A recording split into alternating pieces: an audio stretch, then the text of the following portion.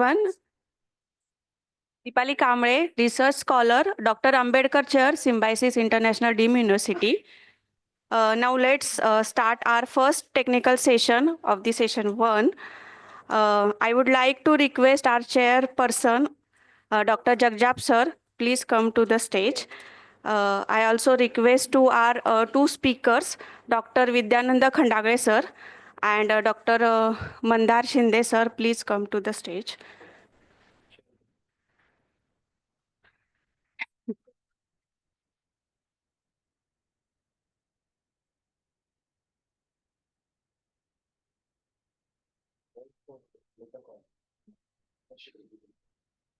Okay.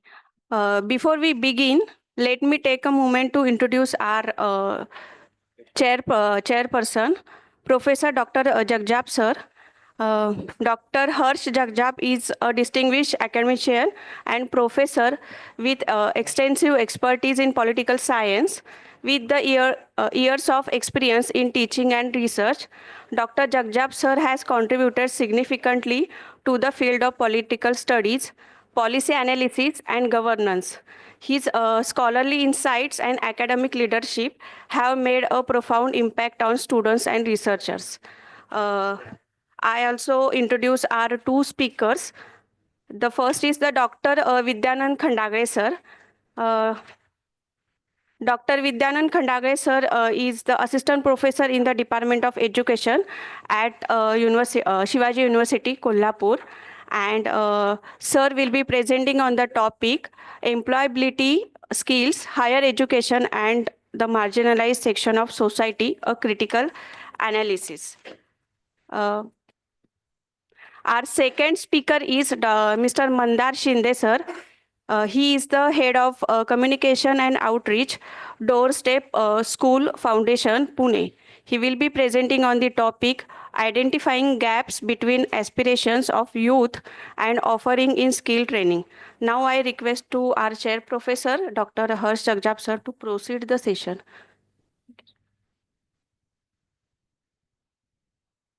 Sir.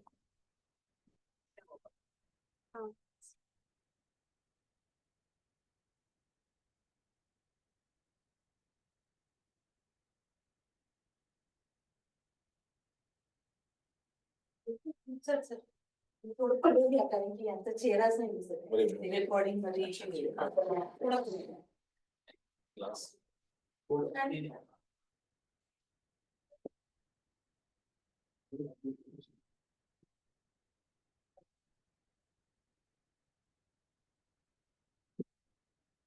So welcome all to this session. So we have two papers to present, and I think we should give 20 minutes to each one of them. Right? So we have a time up to 1 o'clock. Almost 1.5 hours. So 20 minutes each. So I open this and I request, who is going to make presentation first? Request you, Mandar Shinde sir, to make his presentation.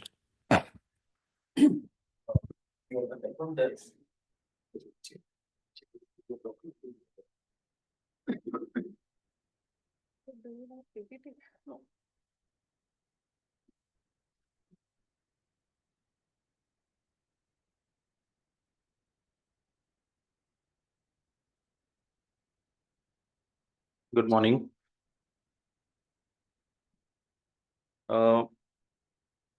आपण चर्चा मराठीमध्ये करू, पण मी paper present करणार आहे इंग्लिशमध्ये, कारण हे सगळं सेशन रेकॉर्ड होतंय आणि बरेच इतर लोक पण बघणार आहेत आणि भविष्यात सुद्धा हे रेफर केलं जाईल त्यामुळे. आणि वेळेची मर्यादा लक्षात घेता I will stick to reading the paper and then we will proceed to the discussion. I hope I can finish before the time. That much content I have managed. So I'm going to speak on identifying gaps between aspirations of youth and offerings in skills training. The concept of a demographic dividend, a situation where a large working age population can drive economic growth, has been widely discussed in India. Policies and programs have been introduced for skill development of youth towards achieving this demographic dividend. The National Education Policy, NEP 2020, emphasizes vocational exposure from class 6 onwards through bagless days and other initiatives like the National Skill Development Mission have been discussed in detail on various platforms. However, despite all these efforts and promises, many youths, particularly from socioeconomically disadvantaged backgrounds, are found to be struggling to achieve their aspirations through existing skill training programs. This article explores the gaps between youth aspirations and the skill training market and briefly discusses how these gaps could be addressed to fully realize India's demographic dividend. Let us first understand the facts about youth aspirations versus reality of employment. First point is government job aspirations and declining opportunities. A significant number of young people, especially from rural and lower income backgrounds, aspire to get into government jobs due to factors like job security, fixed salary, and time bound increments, along with social status. Many of them invest their most productive years and their parents' hard earned money in preparing for competitive exams or recruitment drives for police, army, railways, and other government sectors. However, the reality is that recruitment processes in this sector are either slow or irregular. Many government positions are now being filled on a temporary contract basis. The number of permanent government job vacancies is decreasing. Private sector jobs do not match the security and benefits of government jobs, leading to frustration among youth, resulting in financial loss as well as emotional distress. Second point is the illusion of overseas job opportunities. There is a growing belief that technical education can secure well paying jobs in countries such as the Gulf, Germany, and more recently added destinations like Israel. For example, Department of School Education and Sports, Government of Maharashtra, wide government resolution number skills 2024, number 51 SD6, dated 11th July 2024, has declared sister state relationship with Baden-Württemberg, Germany, offering vocational training courses for 20 plus professions like nursing and caregiving, housekeeping, electricians, painters, carpenters, plumbers, mechanics, masonry work, security guards, etc. The state government is offering vocational training and German language training support to aspirants. However, the government has kept themselves free of any liabilities such as job assurance, travel costs to Germany, and any claims against loss of health or life abroad through Section 3 of this GR.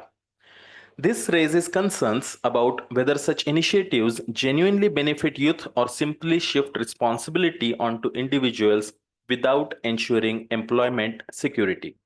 This is just one example within the system. There are several other non-government agencies facilitating such transitions with a lot of scope for improvement.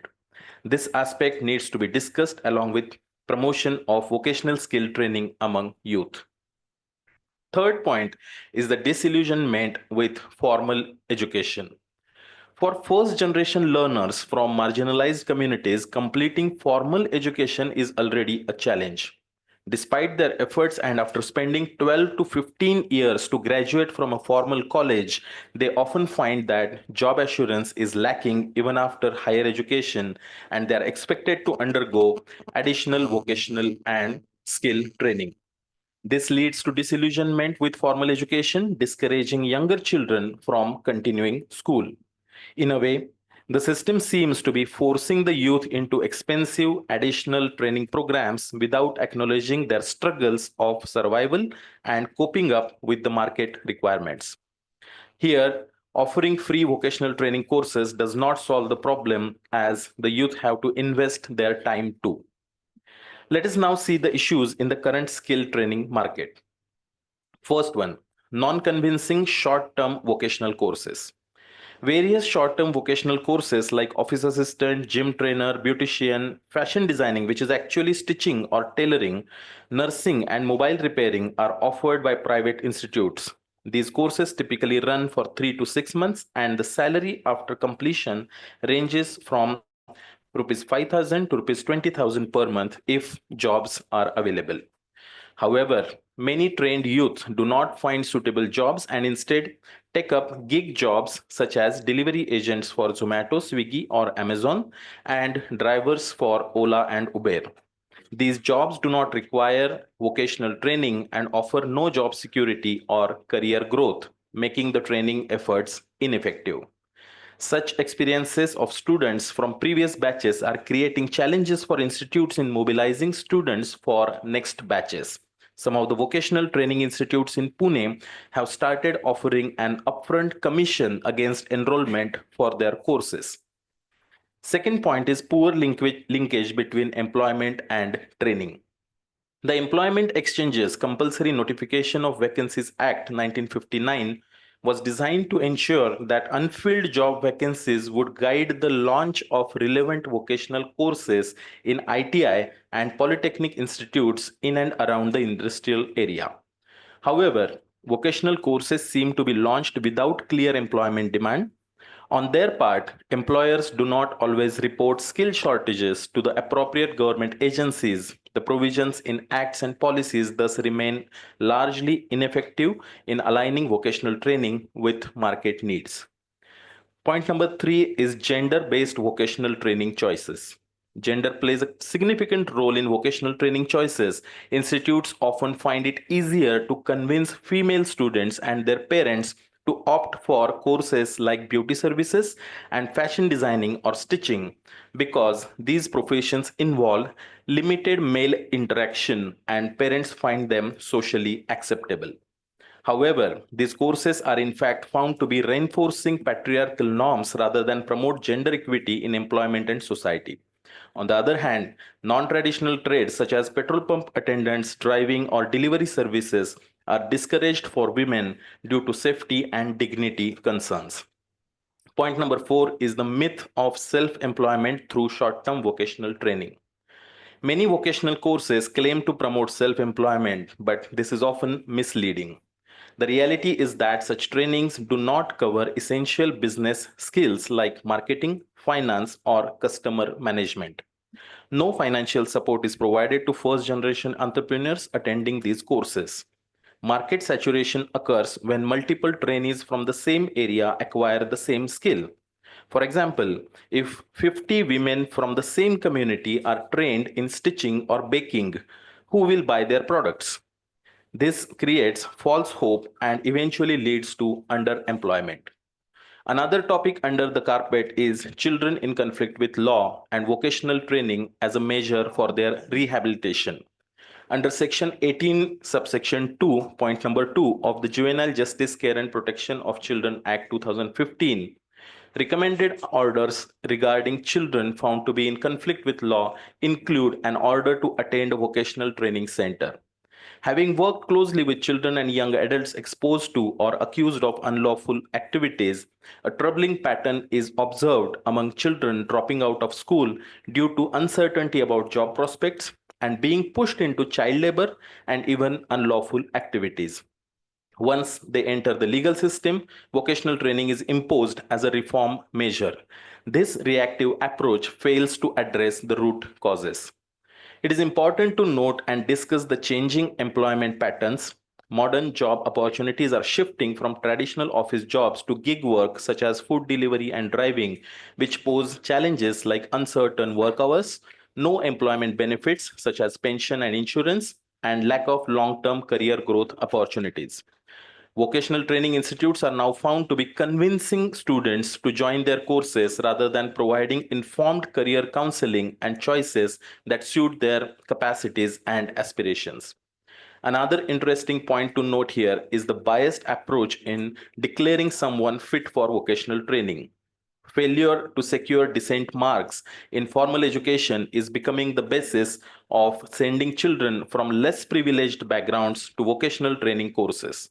Similar failure of a child from a more privileged background results in more spending on special coaching and payment of higher fees for higher education in renowned institutes.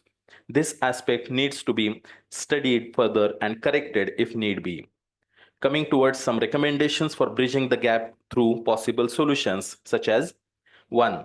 Aligning vocational training with market demand, for which employers should mandatorily report skill shortages to government agencies, and vocational courses should be introduced on actual industry needs. Point number 2, strengthening employment linkages by ensuring job placement and retention assistance after completion of vocational training courses. Government intervention is recommended in terms of subsidies or incentives for companies hiring skilled youth. Point number 3, expanding options of gender inclusive courses by encouraging women to take up better paying technical courses like electric work, plumbing, etc. This effort also needs to be supported by offering equal incentives and safety support for women in non-traditional job environments. Point number 4, making self-employment a realistic goal by including entrepreneurship training in vocational courses. Provision of micro loans or seed funding for first generation entrepreneurs is recommended. Point number 5, restructuring government job aspirations by conducting awareness campaigns with youth and their parents to reduce unrealistic government job expectations and to promote alternative careers with stability and growth potential. India's youth aspirations and skill training market are not aligned, leading to frustration and economic inefficiency. Without structured reforms, the country risks wasting its demographic dividend. A collaborative approach involving government, private sector, and communities is necessary to bridge this gap. Only then can we hope that skill development becomes a true driver of economic growth and social mobility. Thank you. Thank you, Mandar, for finishing your presentation within time. I now ask Dr. Khandagale to make his presentation.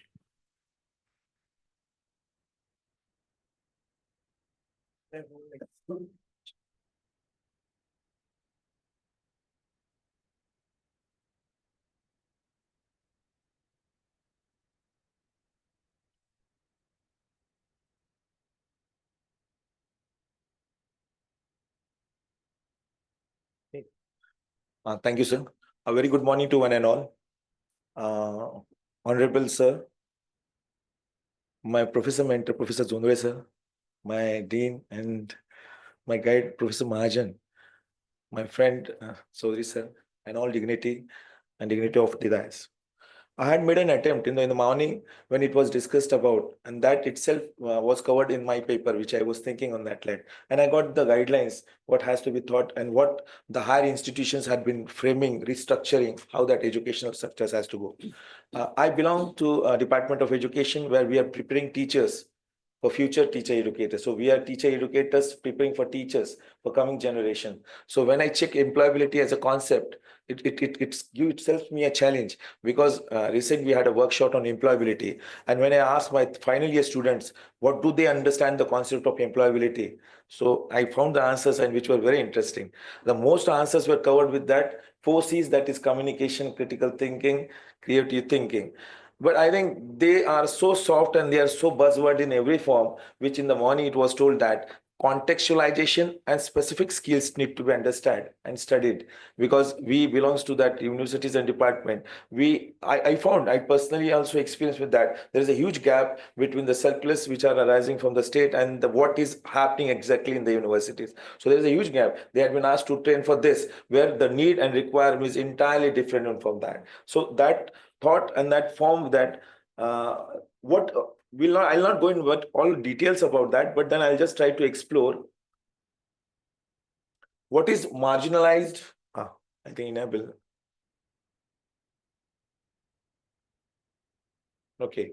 So this is how all we understood as a concept, where I took it as marginalized the people, students who belongs to socio-economical background, and then they consist of scheduled caste, scheduled types, of OBCs. So in the morning, Professor Thorat itself had talked about only 18% of the skills National Corporation has stated about. Then what about the leftovers? And leftovers, that I could not say quote unquote leftovers, though that is the serious concern, because the university is having the near places, you don't find them, the skill trainers. Kolhapur is a place where you'll find that different complex and different baluta, different type of people, but they themselves are not trained. For example, nearby the university, you'll find that there are Pather words. Pather words are known for the skill of sculpturing, that pata varmanta, that's what called in Marathwada.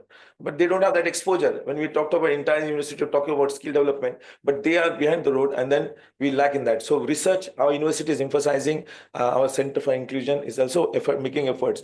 But are we going to think about that? The same what Professor Majumdar ma'am had talked in the morning. We are taking reports from internationally, but we are not understanding the contextual need and what we are in about. So need analysis, and I found that is the biggest problem when I observe my part along with my native places. So there is a huge gap, and there is another wave of among the marginalized students referring to higher education. They will prefer to go for administrative services. So we need to think about the policy as well, where students are not inspiring for higher education, rather they are want to get occupied somewhere at the state job. And then this challenges where I found is systemic inequities, socioeconomic barriers, and mismatch between education and labor market demands. And that's the reason you'll find that now we discuss in the classrooms as well. We'll find that based on the class, along with caste, universities are formed. No, the structure, the student enrollment at the villages, you'll find that you can go and conduct a survey. Either you guys did that the specific caste and class are in Jilla Parishads, then the better one are going in middle English medium schools, and then the students with the high income groups are going for international school. So our system itself is having inequity and that form of structures. You could see that higher fee structures, that is the concept when we used to talk about quality education for high education. And then we had been taught in management, they used to say that quality comes with money. There is nothing free as such. And that had made such a trademark that everybody started. But we need to seriously study, does it happen so? Having high infrastructure are providing that quality education. But as Phillips Crossbase talks about, quality is not free. So similarly, services also kept, quality is not free. The fee structures had raised, and many of the marginalized and disadvantaged group could not avail that quality of education. And then the form has been made that you need to go to international form of the structures. You can see that could be the impact of globalization.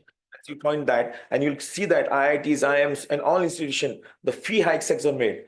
The institution like public also has been stated that there is nothing fee. Earlier, the form of scholarship was there, but now scholarship and state also do not have that bonding or the licensing among that. As they ask, the fee has to be paid first, and then we have to talk about, and then the scholarship and the other things will happen. So I found infrastructure gap.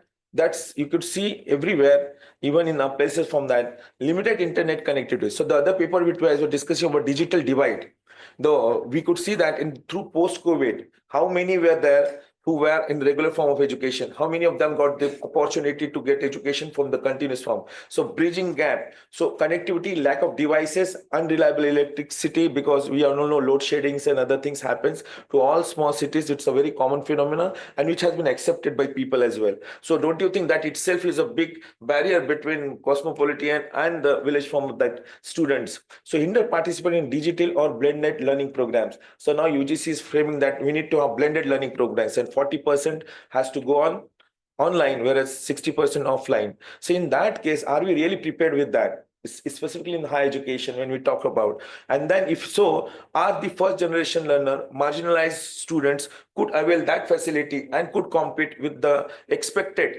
employability.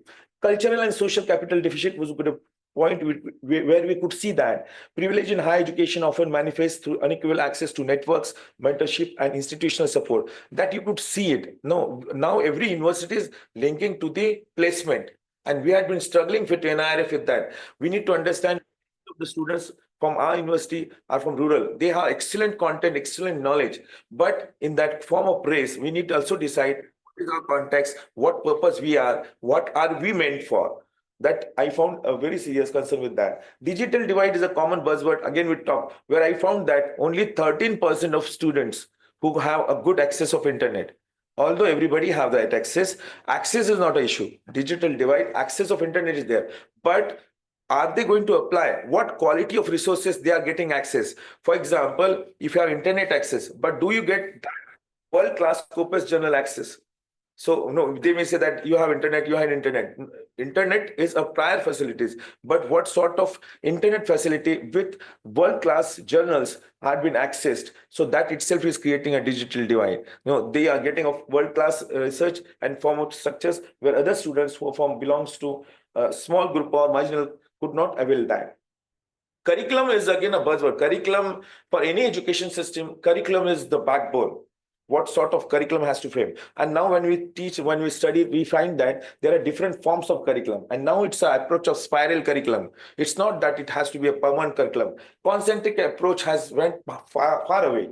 We need to spiral. Every 6 months, upgradation has to be there. In that context, are our courses preparing them for the world-class institutions? Are our institutions, I'm asking because we had conducted, we are not up to the marks, which we realize. And accordingly, we are suggesting to our higher bodies and accordingly we are forming that. So you might also know that UGC had given a specific guidelines for graduate attributes and where they talks about critical thinking, problem solving, and that they had converted to program outcome, program specific outcome. But most of the time we are spending in developing that program outcome specific outcome. Are we really measuring it with 10 terms of that? So if it is that, and then you'll find that there is a huge anxiety among the students about what about their placements. Although they are completing their degrees with masters, so 80 and 89%. So that is, I felt, it's a very concerned term. Contextualized curriculum. For Hilda Taba, her talk about grassroots curriculum. I think that's the need of our, which we need to address. Then curriculum engagement. How are you going to engage your curriculum? You'll find some of the institutions, they had a very buzzwords. That itself is a fashion now. What word? AI in education. AI for that. But do you have AI, all that sort of facilities, what AI is talking about? Because chat GPT, DeepSeek, whatever the new things coming, are we aware of, acquainted with? So marginal structures, as we state that quality comes with winning. Again, curriculum adaptation, curriculum engagement, and contextualized curriculum is the very important need of. Now, with that form, skill gaps and employability challenges, this had been improved by, debate. You'll find that there's skill gaps and employability challenges. In our system, when it is asked, a lot of institutions are coming for the placement, but our students are very good content, they are preparing themselves, but they are not acquainted with soft skill. Now, soft skills, again, it's a contextualized, what it does mean. Now, everything is given by ChatGPT, and everybody is talking English. You could see that robust. A word appearing everywhere, plays vital role everywhere. You could count it and you will say it, what that language software given us. Every statement, every introduction, a similar term of words with that. So it's not that question, are we going to adapt the same models? Are we going to develop the contextualized form? That has to be the serious concern to address and to be a superpower. Then demand for digital skills, as I talked to you, only digital skills not needed. We need to now digital literate. What form of information? Because student might be observing, student might be checking, but they don't know what exactly has to be done, where it has to be done, because that is the serious concern with that. Geographic disparities. I still remember when we were talking about COVID, many of the students who from tribal could not afford to have internet. So teacher as a learner has to check what sort of new or free open source software, that is false open educational resources, need to be adopted to cater the need. And accordingly, then we had identified, we had done that. Now, the last part of that is policy and implementation challenges. I found weak industry academic linkages. Ma'am had rightly pointed out in the morning, when we talk of industry linkages, we conduct a meeting, even for that every day, then that 2-3 days, we got so much of messages coming that this is going, this is going. There's no consistency. There is no SOP or policy framework to have industry academic linkages, because we had been talked about OGT, go and on job training, but OGT and our form, there's a gap between that. They are expecting something very different. If they are going to pay you, they are going to pay you, but are we preparing for them? So that thing is found a huge gap between our courses also, and then that's the reason we have to compromise with the quality, or we have to compromise with the learning institutions, and we had to go with that middle or mediocre in quote in the form of education. Underfunded vocational program, this is very important because that talks about skill, IITI, other structural programs. That underfunded vocational program is again an implementation challenges. Then, as Professor Thora, he is a chairman, I had already talked about this, what economic loss you are going to get it. If you are going to left this major group of marginalized section, where are we going to go? Then the question of demographic dividend, demographic form of structure. We need to take the right step and early stage to cover up with the specific program or bridge gap programs for this to avoid this economic loss by training, educating marginalized sections with a special training programs for that. Social fragmentation, you all know that. And then demographic dividend, that is already talked in the form of sections. So this is the most concern which I thought. And then strategies we thought, because that could be contextually changed according to form that. Blended learning models we are going to adopt. And then blended boarding models. First thing is that no, blended is considered as no, the way people perceive it, and they started. We need to do need analysis first, and accordingly, blended learning model has to be addressed. And then there are different forms of it which could be trained according to the need of the students, according to the context, geographical disparity of that. Participatory pedagogy is very need of our students are more they have more knowledge, and teachers has to accept that students are well versed, they know the things because Google is with them. They had ChatGPT. So the moment you say any comment in the classroom, they will check it, cross-verify it. So form of participatory pedagogy is the need of a case studies, form of structure, project learning, scenario-based learning has to be adopted, because nobody is going to have that. No, 3 hours exams itself is again a question, because distance education is more successful than formal education. Cost effective wise, because studies shows economics in that way. Now you need to think, are you going to develop a thinker? Are you going to just develop graduates who will again contribute in the society? And then industry partnership, I think this strategies accordingly, and there are different models which I was surfing through that, and worldwide different form of models. I still remember when we had been taught about Paulo Freire, who talked about pedagogy of oppressed. I think that's the hour where we talk about. And one of the institutions like Ajim Premji is also working very well, because conducting at the specific places, Madhya Pradesh and other Jharkhand, they are going need analysis and then form of structures. I think that has the most important role to make them in the mainstream. Affirmative action expansion, increasing SC/ST, because through now only we had conducted a research on social entrepreneurship and social innovation, and we conducted a study and we found that there are only hardly 10% of students who are aware of social entrepreneurship and social innovation. The word is there, the buzz is, everybody is going to talk about that, but hardly 10% of marginalized section students are aware of what it exactly means. They might be there. And then we talk about startups, then we talk about Make of India. So how we're going to form that? That has to be matched to each other, and that's the most concern which I thought to be addressed in this presentation, with equity-driven funding, redirect resources that support marginalized students, access to technology, and mentorship. So with that, these are some of which we had tried to make suggest. Thank you for kind listening. Thank you very much. Thank you, Khandagale. So both these papers were very good, and I now open these papers for discussion.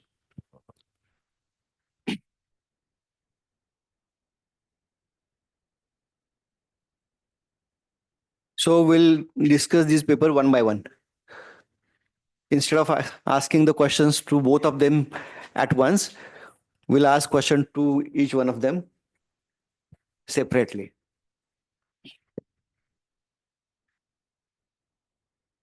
So any question for Mandar Shinde?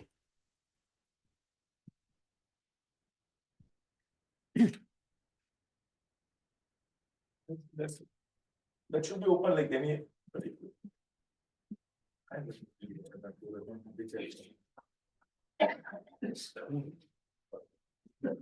Or you can have suggestions.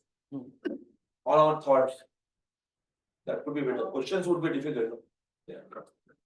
Mandar, could you elaborate on your point on making or creating more awareness about the jobs, government jobs, particularly in the parents and their children? Thank you. I think I'm audible from here. Yes. No, that's okay. All these points I have collected from my own experience of working with youths and adolescent age groups, mostly in Pune, but also other parts in Maharashtra, Marathwada, some part of Vidarbha as well. What I have observed in that, I have noted from my own observations and discussions with youth and their families. The specific mention of parents is very important here because see, when the parents were told that education will change the entire life of the family, and that's why I mentioned first generation learners. The children are first generation learners, or the youths are first generation learners who are attending a formal school or completing that education, towards completion of education. What they have seen in their own life, the parents have seen in their own lifespan, is the best job is in government. And the points, like I mentioned, is the assurity of the job, time bound promotions, time bound increments, social status. This they have seen 25 years back. Now they want their children to achieve this within next 25 years. But the things have changed. I already mentioned about it. The jobs are now contract basis, and everything is changing now. Now it is accountability is there, and efficiency word. Now there has to be some interaction with the parents, not only with the children, not only with the youth themselves, with the parents, explaining them what is changing and what will be changing, and why it is important to understand and accept. Are we really privileged to spend 5 to 7 years of the youth's lifespan, important years, in competitive exams or preparing for some police bharti, army bharti? Is it really, do we have that privilege? Let's be very blunt and transparent about it, honest about it. Do we have that privilege, or do we want our children to start earning as soon as possible with a decent education, decent formal education, and then go on looking for opportunities in future? This kind of counseling doesn't happen at institute level or at community level or social level. So that's why I have mentioned it in the recommendations that it should be part of all the career counselings. When my organization works in Pune with different in different communities, we make it a point that the parents have to be involved. Children are not the decision makers. Let's accept that. So it is no, there is no point. Like we always talk about women empowerment. We call the women, we sing songs of Nari Mukti, and the Bechari Mahila goes back to the same oppressive environment and gets beaten up. And she sings the songs that she learned in the session while getting beaten up. Because we don't work with the husband, with the sasuma, with all other family members. So we have to also work with the parents if we want to counsel them on changing scope of all these careers and disillusionment of all this government job and attraction. So yeah, they should compete for it, they should go for it, they should aspire for it, but consider being honest about their own capacities and their own privileges. Yeah, I hope I have answered that. मराठीमध्ये पण विचारत आले. हा चालेल चालेल मराठीमध्ये पण sir. तर मराठीमध्ये. Sir, Yes. I think nice presentation. Can you highlight on mind setting of peoples? Okay, do you have any example, or have you do you have any practice already made within your background? About how the mindset is, or yeah. how it is. No, how to do for people, how to mindset, have to change. We have to follow the what that skill-based learning and skill-based again what job and opportunities, all the things. Because everybody's going toward higher education and then engineering, medical and other things. But if once suppose we are making 6 month course and all things, and he or she is getting some certain jobs, but those jobs are not preparing. True. So what is exactly the mindsetting? How to deliver that things? Yes. So very good question. This brings to the actual implementation part of career counseling or working with youth when we talk about That careers. is true, but Yeah. practically how to handle? How we do, I'll give the live example how we do that, because I cannot tell anybody, any youth or any parents, that you should not aspire or you should keep your aims low. We first have to attack on the stereotype that this is my education and it will help me survive or prosper in the next 30 years. It is not the case now. So it was possible in previous generations. It is not the case now. You have to be open and you have to be accepting the changes your child is going to make in their own career. So for example, if I take up a small vocational course and start earning and then simultaneously go for distance education, and after 1 year or 2 years of completing that course, the child or the youth decides to switch the job.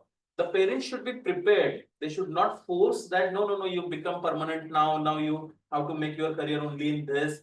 Now they should be accepting with the trends changing in the market and how their child or the youth in the family is responding to it or preparing himself or herself to accommodate all these changes. So that leads to a little acceptable mindset change. It will not happen now, or you don't have to wait for next 5 years. So you can continue working on it, but you have to also find some practical solution of considering your economic condition or your family priorities. I hope that was what you're looking for. What about the What about? the very nice word Thorat sir used in his speech that these concepts were developed and where we are. So these are two different words. It's not always possible to link that. It's very good to know. That's why I have mentioned about few things in the policy also, but not claiming that it will be possible all the time with all the people. And what I have observed during all these years is universalization is the biggest challenge. See, we have PM Shri schools where we can give some 1.5 crore rupees to one school to develop it with swimming pool and everything. But we cannot provide a ramp or a playground or a separate toilet or a safe drinking water facility for 4 lakh schools across the state. So does that mean we have failed as a system? Does that mean we have not become Viksit? So that's a very arguable thing. Yeah. Subjective. It's subjective. Sorry, I could not attend your earlier part of your talk. Sorry for that. But just I could get what the way your responses. So you have made very practical observations regarding the employability, like this army bharti and whatnot. I feel that sometimes there should be an arrangement at the college level to have career counseling centers, irrespective of the the nature of the colleges. Correct. But particularly art, science, commerce colleges, where there is a need of this initiative of establishing career and counseling centers. So what will be the benefit for the students? They will not waste more time, 5 to 7 years, for appearing for this and that competitive examinations. So when I read, there is one column in the Lok Satta, and most of the students, they would like to appear, and the students who ask these questions, they are from 12th classes, not only after the graduation. So even the student who is studying at the 12th standard, he says that he would like to appear for the MPSC or UPSC or something like that. And I feel very bad because I have been associated with all these activities, academic activities. So if an initiative is taken by the colleges to establish the career counseling center, then that will be very, very useful for the student to identify their career path and also career opportunities. Just to add to that, sorry, I don't know if somebody here knows about it or not. A few years ago, like around 2016 or 17, if I remember correctly, Maharashtra government had launched one program specifically on career counseling for 10th standard. And for that, I don't remember the name now. They had appointed an NGO to train the teachers, school teachers. And some of the teachers who undergone that training are my good friends, and I keep hearing from them. The teachers were randomly selected or compelled to undergo that training, and a certificate was given that they are now certified career counselors. And then it was declared on record that all the government schools across Maharashtra have this facility, which you are suggesting now, have this facility, and they have access to a certified career counselor. I get that feedback from the very own horse's mouth that what kind of training they received and what kind of expectations are there from them. See what happens, even our National Education Policy 2020 speaks about this, that there should be a career counselor at school complex level or at higher education.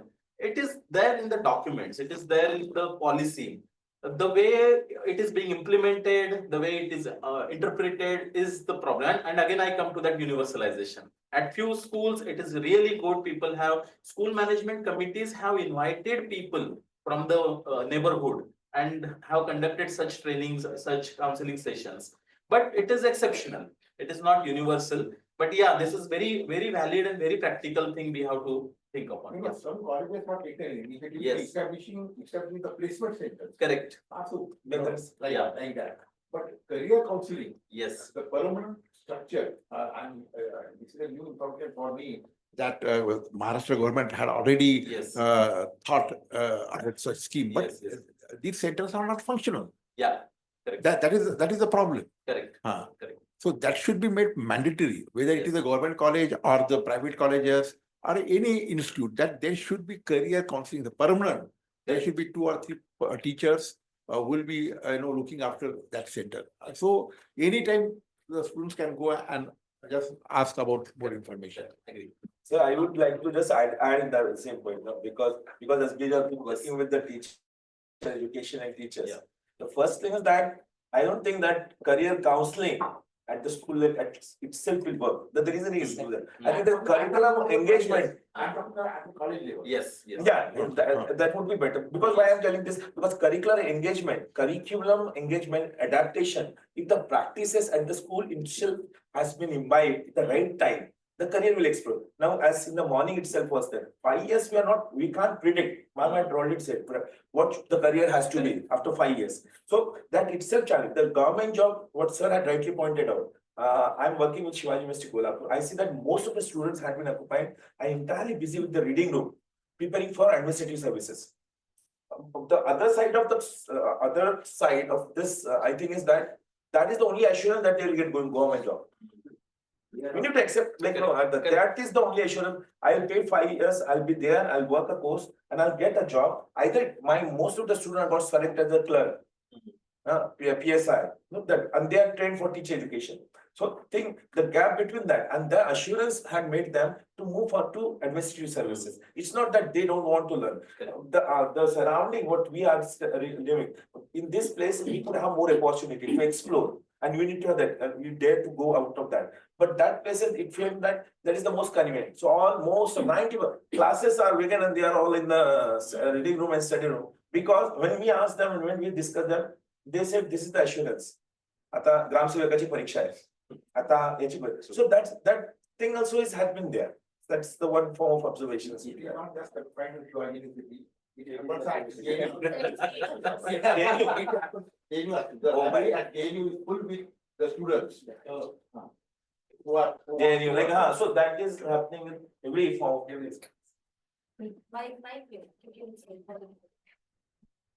Sir, I am a product of ITAP, Integrated Teacher Education Program. I have done BSc B.Ed from NCERT Bhopal. Okay. So in my classroom, we were 40, and in that 40, 33 were girls, and around 20 students went to administrative. I want to, yeah. And only 4 to 5 students only opt for the teaching job, only in private, and around 4 of them were in government. I wanted to add that कि कितना difference है if we are 40 and in that only 4 or 5 are going for teaching job. That is very problematic for skill.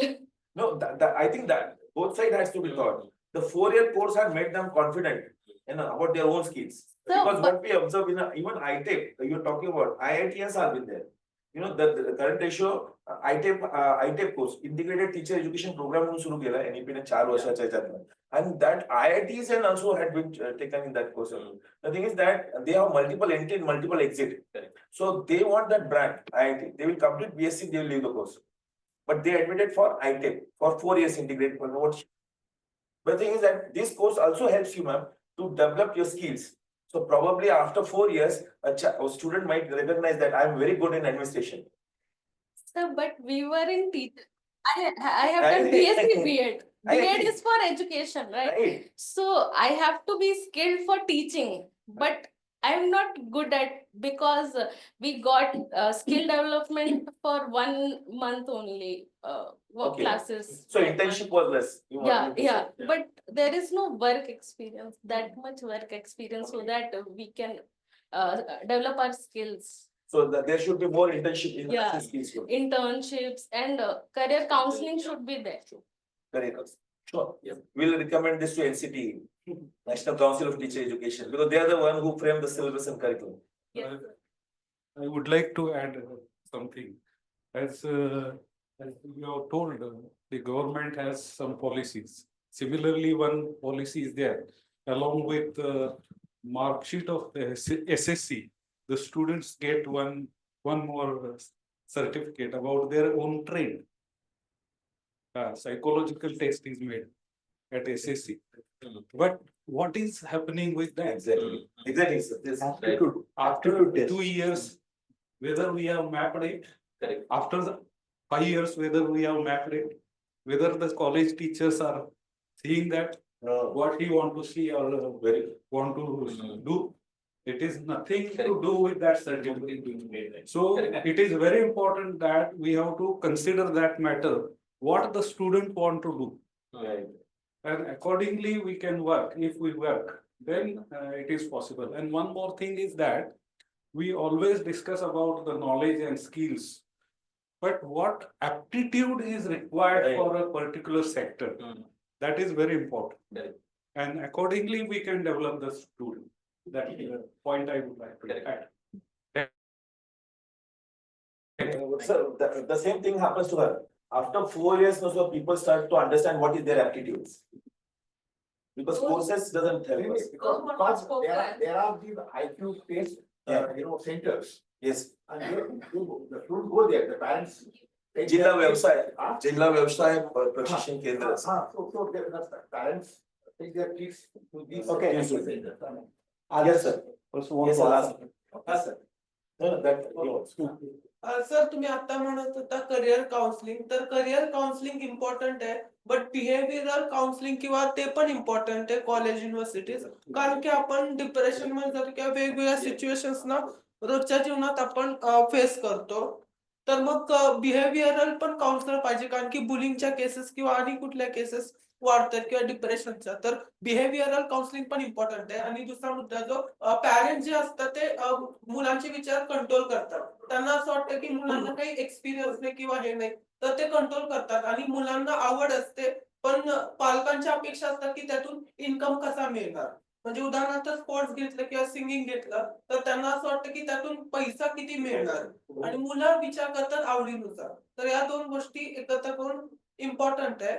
आणि प्रायव्हेटला एका काउन्सिलिंगला 5,000 रुपये घेतात, तर ते all over ना परवडत नाही. तर कॉलेज किंवा युनिव्हर्सिटीज मध्ये फ्री मध्ये घेतलं तर त्याहून इम्पॅक्ट पडू शकतो. हे माझं हे. मी फक्त एक कमेंट करतो याच्यावरती. सकाळी डिस्कशन झालं होतं, त्यामध्ये सायकोलॉजिकल काउन्सिलिंग एक करिअर म्हणून बघायचं असं डिस्कशन झालं होतं. हाच मुद्दा आहे की एका सिटिंगचे 5,000 रुपये मिळतात, म्हणून उद्या 5,000 काउन्सिलर पुण्यामध्ये तयार होणार आहेत आणि मग 5,000 मिळणार नाहीये. I just wanted to make a comment. Hello sir. तर सर तुम्ही म्हणालात की जसं की तुम्ही टीचर सोबत खूप इंटरॅक्ट करताय, आणि माझा असा डाऊट आहे की आपण करतोय की तुम्ही सांगितलं की हे सारे गॅप्स आहेत की टीचर्सला या कामावर वर्क केलं पाहिजे विद्यानंद सरांना, की मग आपल्याला माहित आहे टीचर्सला ह्या कामावर लाईक गॅप्सवर काम करायचं आहे, पण टीचर्सला आपण जे टीचर्स आहेत त्याच्या कंडिशन मध्ये ते पण त्याच एज्युकेशन सिस्टीम मधून आले आहेत. हो की नाही, लाईक आणि त्यांना पण तेव्हा स्किल्स नाहीये, त्या पुढे पास ऑन कसं करतात? आणि तुम्हाला असे काही दिसलेत का पॉइंट्स जे तुम्ही हायलाइट करू शकता की टीचर्सला काय काय प्रॉब्लेम्स येतात? Right? Accepted. Ignore. So because फार छान प्रश्न म्हणजे बिकॉज दिस हे तुम्ही जे बोलताय हे प्रामुख्याने पोस्ट कोविड मध्ये खूप मोठ्या प्रमाणे जाणवतं सर. म्हणजे की आता जो फॉर्म आहे म्हणजे हा it's a gap like Gen Z gap and millennial gap. हा झेन्झी आता तर अल्फा येणार आहे पण यू विल फाइंड दॅट की the form of discipline form of respect has entirely changed because when we were treated as what has to be discipline, there was like a pin drop silence. You know, oh, hamara discipline. That's how we are taught. But now it's not like that. Then respect was something very introvert earlier our time. Now they don't concern you respect for that. Till the time they don't feel that this teacher or this faculty is respectable. That's what I observed from last 3 years. To be very honest with you, just get you. They will stare at you. They will not react you. They will not show anything that. Then when they start, Vidyanand sir म्हणतील. But त्याच्यामुळे आणि form of learning what earlier teacher used to have. Now, sir, most of the learning without internet they can't learn. The first thing we need to accept their form of concepts are entirely changed. They want from Insta, like you see that Instagram से लेकर यहाँ तक every thought. So now teacher has to think on that way, and they have to conduct such discussion which are appearing in Facebook also. Yes, sir. But Azul, we are not ready for that because people say that no, he एवढंच messes workers he करणार, and that is the bigger the teaching, learning, even evaluation, even what he has pointed out. Very good point he had put. Behavioral. Half of the students they don't have habit to sit in the class. एक तासच्या वर बसायचं म्हणजे they suffocated. They start feeling that. So and to listening is again a great task. That is happening with every form, and I think that is what we are going through that transforming stage. Teachers and student. The Tamil with teacher and student partnership learning has to be more over that. And teacher also have to forgive that they are the benevolent dictators, stating that everything what I am doing is right. So it has to be both sides. So that are lot changes, and according to that, we are also changing to our level best. If you have any questions on the paper presented by Vidyanand. Yes, sir. Hi, yes. Sir, Dr. Suradkar is like really nice, but can you correlate that blended learning, marginalized people, and sustainable development? Blended learning, marginalized. I said, let me tell you, there are some experimentation and case studies which have been done in Poland. Of course, they are European countries, but then what they had done, they had chosen brief group, and that's the reason I said Ajim Plenty and some of the institutions where you joined it, they are working on that same model. For example, in specific group or community which has common interest and goal, so that form of that blended learning models have been prepared for them, where they said that this is the course. It could be any sort of school course which will be partially offline and partially they are doing actual experimentation with them. To make sustainability, we could take examples of lot from Kolhapur itself, because you have Kazarpad, there are different groups of communities in that, and still they are maintaining. They are a very good scale of symmetry. We can think on that to form a blend learning because that's not possible for them to learn in English. So Marathi मध्ये करावे, त्यांच्या अनुषंगाने करावे, आणि त्याचबरोबर त्यांना त्यांचा जो बनवला स्टोन आहे तो जगात सगळीकडे सॉर्ट ऑफ स्ट्रक्चर्स हा कोर्स मध्येच इन्क्लूड करण्यात यावं, आणि तसे JSW मॉडेल असे अनेक मॉडेल पोलंड पासून वेगवेगळ्या देशामध्ये ऍक्च्युअली राबवायला लागले. आपण त्या संदर्भात जसं तुम्हाला की सस्टेनेबल पण झालं पाहिजे, त्याचं ब्लेंड पण झालं पाहिजे. तर ट्रेन टीचर्स कॉमर्सचे सर आहेत, they could explain them what is the market, कुठे तुम्ही ते विकू शकता. स्किल लोकांनी, कारण ती तिथेच दगड बसून ते तिथल्या सोर्सेस मध्ये करत आहेत. So this things could model be adopted by all institution or NGOs or universities.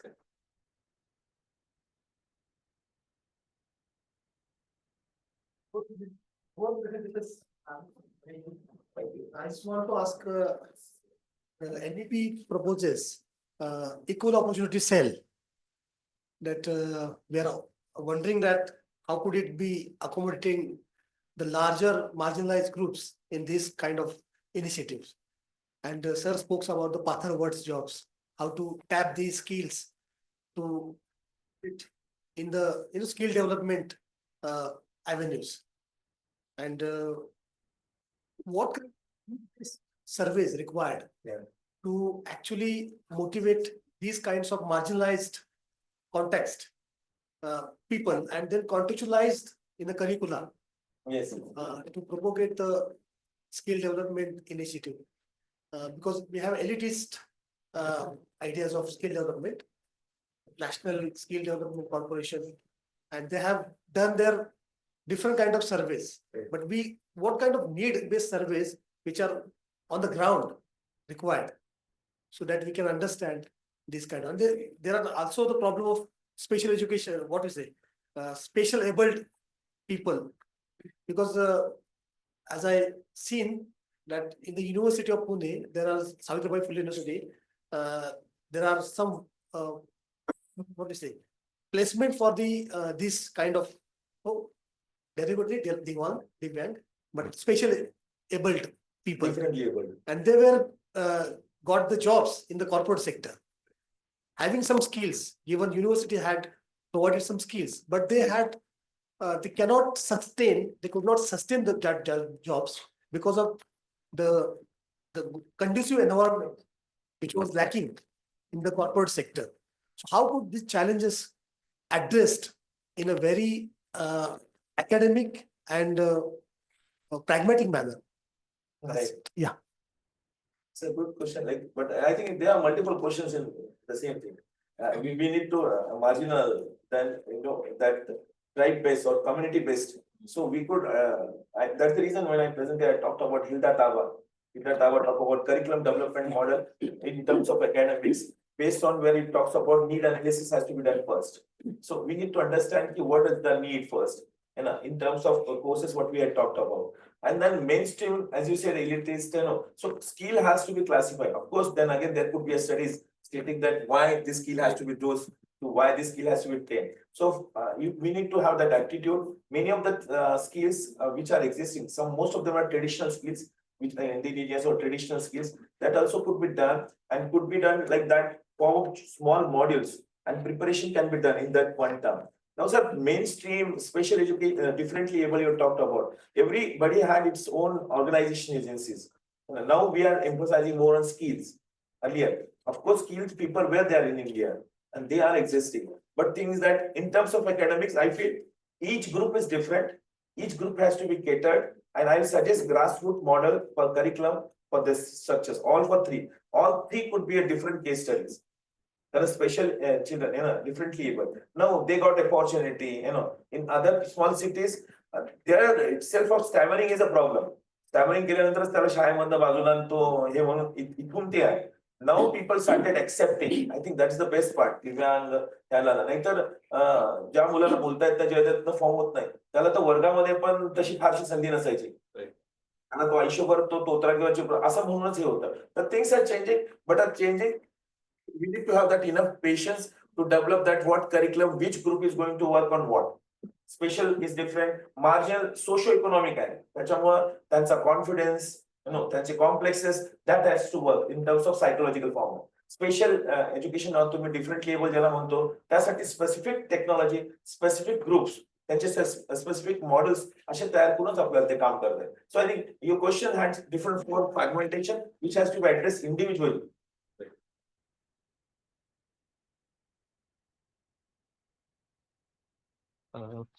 In your presentation, you kind of repetitively talked about the context, yeah, and you also brought in this example of path route community in Kolhapur. In continuation with various other questions which I already asked, I wanted to ask you whether there is a dimension of identity or stigma when it comes to the employability of these potential skill-based workers, or the access to certain forms of skills. Why this question comes is because I work with nomadic groups, denotified nomadic groups. Path Route is one of them, right? So generally, what I find is they have a certain skill set with them, but in the larger context, larger socio-political context, these skills are delegitimized. Now, to give you an example, Banjaras are very good liquor producers. but that complete activity is considered to be illegal. However, on the other hand, we have legalized industry for liquor making. Na? So I was just trying to, now this applies to most of the nomadic denotified communities. Na? They have certain skill sets, but it is delegitimized in this society and because of certain form of stigma which exist, right? So just to connect this with the morning talk given by Professor Majumdar, she said that we should have the database which should predict the future market for the skill based job. Do you also think there is a need of database of the future workforce which is going to become part of these markets, these skill based markets, where such kind of potential skill which we already have in the society can be legitimized, or different mediums, through different mediums where these skill based people are connected with the market, large market. Yeah, that's it. Yeah, thank you, sir. I think data is the backbone of any system at present. So I personally, and I think that's very important. Formulating any sort of policy could not be done without the data. And unfortunately, we don't have that sort of data since last time. What my observation, what I had studied, that's because I think Mahatma Gandhi National Rural Education, which is in Hyderabad, and we have a joint collaboration. I was fortunate to work with all sort of communities. And then I realized the thing is that what you're talking, then one side you're talking about think globally, act locally. So we got inspired with Mahatma Gandhi's missions and we started working with that form structures. Then I realized the training, the part of portion has been done. But what about the outcome after a certain period of training? As you said, no, it's such a stigma. So young people, they watch, no, they will prefer to drive rickshaw or something like that. They are not channelizing, or they are not stating that be a good business. I think that economic model could come, we state that, look, this could be done, as I talked about. There are other also, Hanbas, there are other also Kumbhas who had done with that. And they are very good networks in our place, in western part of Maharashtra, but they prefer to have indigeneity. So that is maintained. Data, yes, data has to be there, because even we are conducting data, we had conducted last time a research on Gosai community. So we found that hardly 2 students had up to the 10th standard. And they are residing in the center part, like near to the Lanka and the other side. So it's not that education facility is not available to them, but hardly they, and they don't have very, as you said, they don't have very positivity towards education. When I asked why you are not going, so they said, "Kai karayचं शिकून? काय होणार आहे त्याला?" They have that open nomadic tribe, which one of my students was doing that. So I think this, what you're talking about stigma, what is that? No, that is all because of our cultural castes. So we had notified that. Then we have now we have chappal website now. So which had very been taken, which had been advanced technology over झालेला आहे. तसंच बाकीच्या बाबतीत जर करायचं, in that case we had to that. So that policies, that wish of university and the academicians along with policy has to be rethought and rethink on that.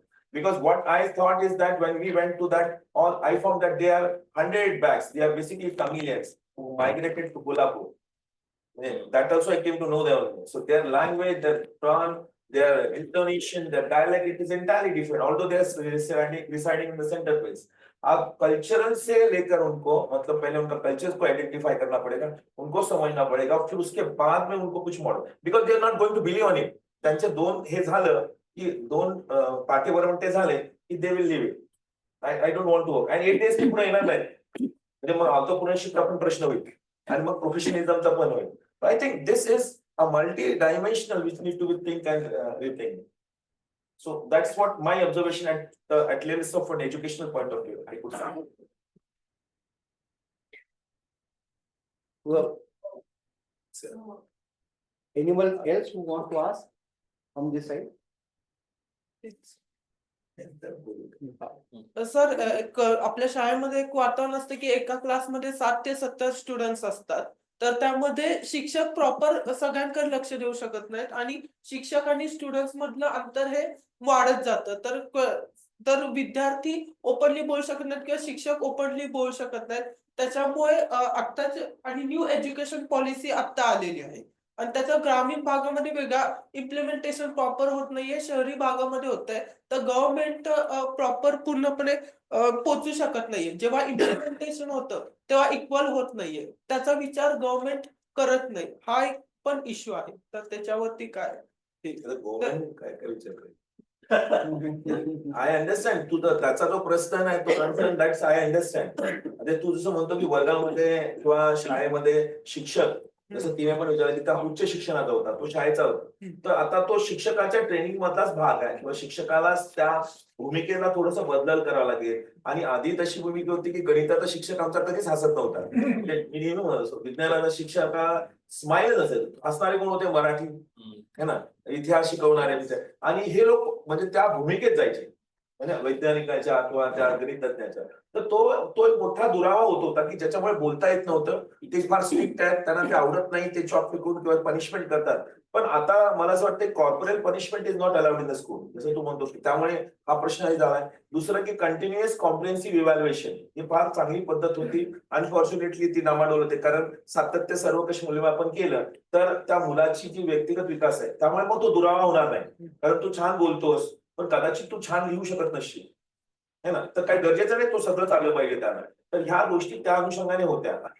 त्याला पण समजलं पाहिजे होतं आणि ते क्लासरूम मध्ये पण तसं झालं होतं. पण तू जसं म्हणतो की 60 विद्यार्थी, तर तुला आता दिसेल की येणाऱ्या 3 वर्षात कुठल्याच वर्गात 60 विद्यार्थी नाहीये नसणार पण, कारण तो डेमोग्राफिक चेंज पण झालेला आहे. अवेलेबिलिटी ऑफ स्कूल्स पण खूप आलेले आहेत. त्यामुळे आता इंडिव्हिज्युअलाइज इन्स्ट्रक्शन जर तू म्हणतो आणि पर्सनलाइज इन्स्ट्रक्शन या नव्या संकल्पना शिक्षणामध्ये उभारल्या, ज्यामध्ये व्यक्ती जसा आहे, विद्यार्थी जसा आहे त्यानुसार तो डिझाईन प्रोग्राम देणार आहे.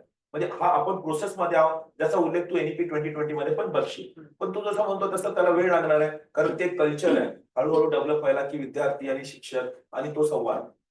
थोडीशी वाट पाहावी लागेल किंवा तुझ्या माध्यमातून पण होईल पुढे ते.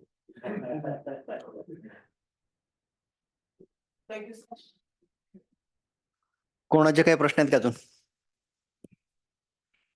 सर, आपण जवळजवळ 40 मिनिटं याच्यावरती चर्चा करतोय, राईट? हा, चर्चा छान झाली. मराठीतच बोलतो आता मी. तर मित्रांनो की हे दोन्ही पेपर खूप चांगले होते, मला आवडले. आणि याने या पेपर्सनी काय केलं तर रिसर्च याच्या पुढे जो करायचा आहे त्याचं कुठले कुठले एरियाज असू शकतात हे चांगल्या प्रकारे आयडेंटिफाय केलं. पण तुम्हाला वाटतं की जी चर्चा आपण केली या सगळ्यामध्ये काही बेसिक गोष्टींच्याकडे आपण लक्ष द्यायला पाहिजे होतं, ते आपण दिलं नाही. आणि या सगळ्या गोष्टींचं जे सार आहे ना ते शेवटच्या वाक्यातून आलं की गव्हर्नमेंटने काय काय करायचं, असं मला वाटतं. सगळ्या गोष्टींचं सार गव्हर्नमेंटने काय काय करायचं. तर what we are doing is now trying to understand what are the processes of marginalization, right? There are traditional processes of marginalization and modern processes of marginalization. The traditional education is not only the process of empowerment, it is the process of marginalization also. तुम्ही traditional education बघा किंवा आत्ताचं modern तुम्ही skill based education बघा, काही बघा, त्याच्यामध्ये जे चांगले परफॉर्म करतील ते जातील आणि जे नाही त्यांचं मार्जिनायझेशन होईल. 10वीत जे फेल होतील ते आपोआपच बाजूला फेकले जातील, right? So the processes, the new process of modernization, how can we understand both these processes? And then we are dealing or talking about how to bring these marginalized section in the mainstream. Basically we are talking that, but the contradiction is the system of marginalization is working and we need to understand it in a proper perspective. म्हणजे आता काय झालं सांगू का तुम्हाला की हे problem काय आहे. तर प्रॉब्लेम बेसिकली आहे की हे जे जॉब मार्केट आहे आमचं आत्ता काय, what we are discussing is according to me is a management approach, right? How we can efficiently manage the job market and make it align with the education and training. We are talking only about that, but we are not asking the question as to why this problem is there, right? We are not talking about the limitations of our economy in creating job, expansion of job market. isn't it? So if we are not addressing that issue, then it is very difficult to talk about efficiently managing, right? Do aptitude test, send the students to the proper colleges and so on. But even then problem lies. So we need to go out of this management. Otherwise, this approach would be the approach of the NGOs, right? And the logic you were talking about of counseling and so on may lead. There is a danger in taking this logic to the end by legitimizing what our prime minister, beloved prime minister, was saying, that pakoda making is a job. So your argument is going to that direction.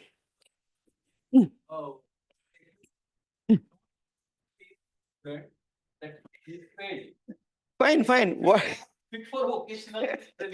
Fine, you give training, but there is no opportunity in market, right? So the point is that how to address this question. Only your management approach will not deal with this. Okay. So with this is a question problem before all of us. And how can we deal with this, right? We should expand our theory, right? You are not really proposing any solution to this problem, right? Only playing within the limited framework. That is not sufficient to really addressing this problem. And therefore, I think all of us who should think of that and try to find some other way outs to that. Thank you.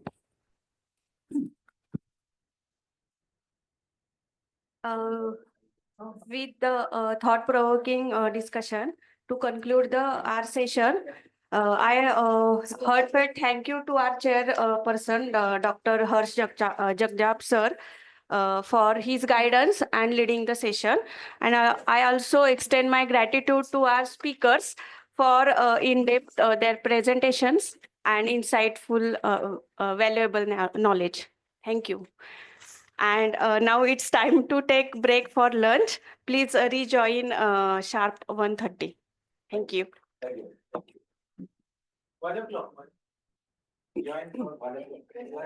And no, no sir, 1:30.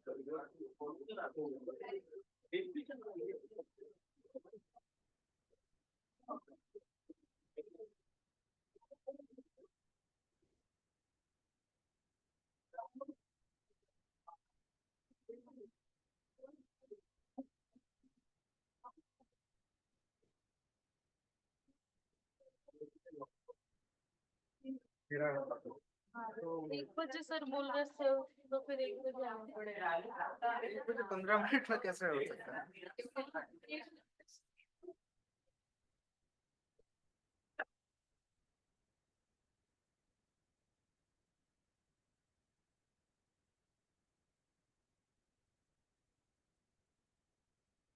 हाँ तो मुझे ज्यादा नहीं बोलना, बस इनका introduction कहाँ पे पढ़ा थे और इन दोनों का बस यही बोलना है कि डिपार्टमेंट ऑफ इकोनॉमिक्स से है, उनका इतना वैल्यूएबल नोटेबल कंट्रीब्यूशन है, सब कुछ नहीं पता।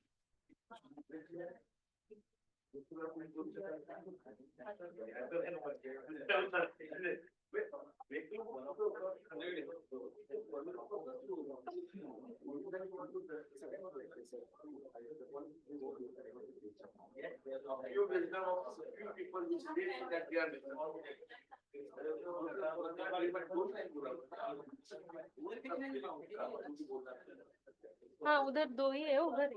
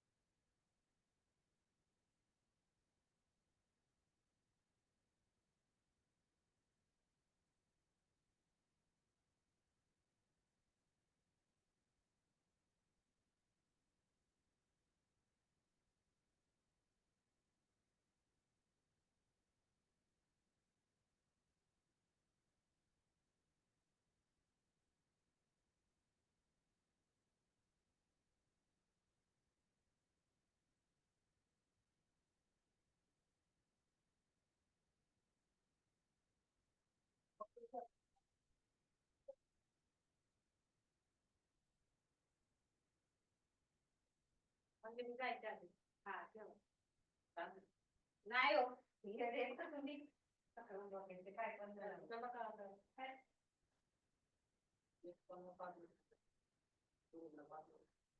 हे वेगळं आहे ते टमाटे तुम्ही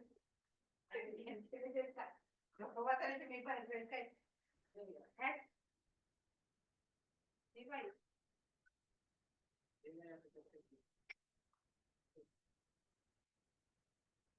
ते काय चांगलं आहे.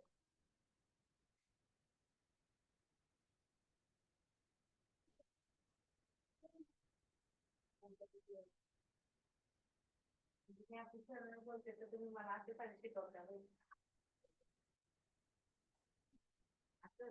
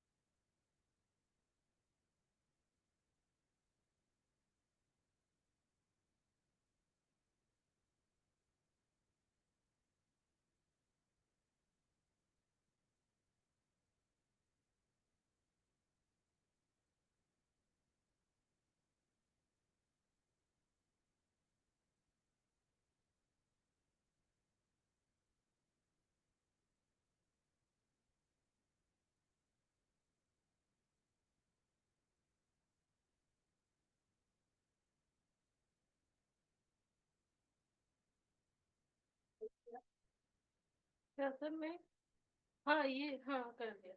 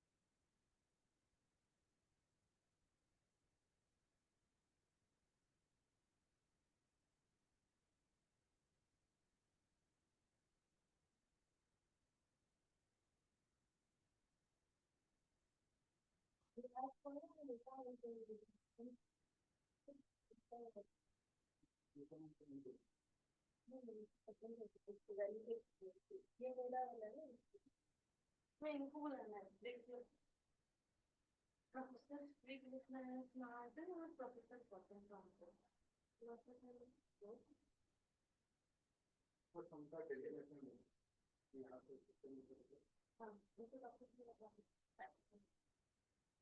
पहले इनका इंट्रोडक्शन पूरा कर देंगे, इनवाइट इनको डायरेक्ट से कर दिया, इनका इंट्रोडक्शन, इनका इंट्रोडक्शन और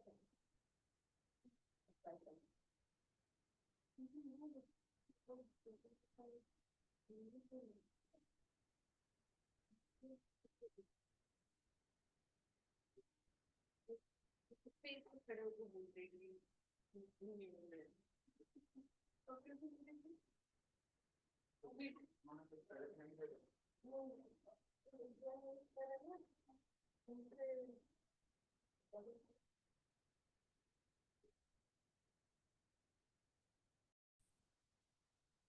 from government side and also our side.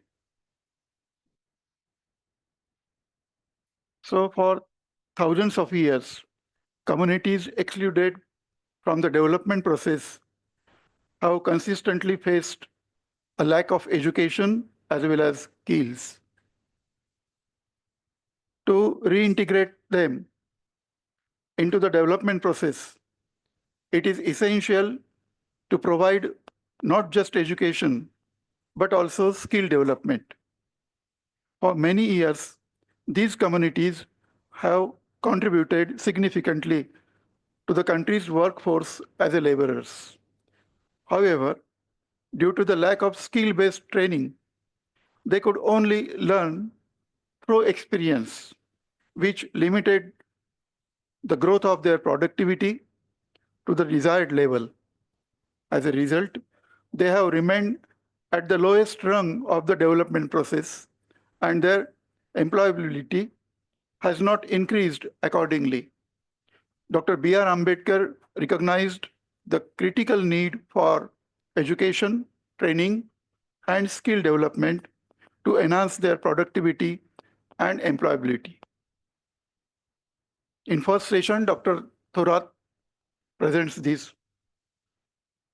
Dr. B.R. Ambedkar's understanding of skill education expanded significantly as he studied the comparative status of skill development in Europe, America, and India too.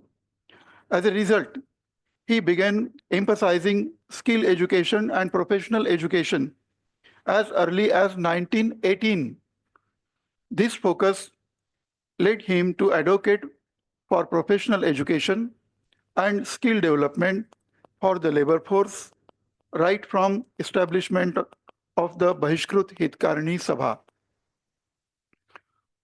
Later, even after founding the Independent Labour Party, he continued to promote ideas about providing the working class with proper education and training to develop skills and professional expertise.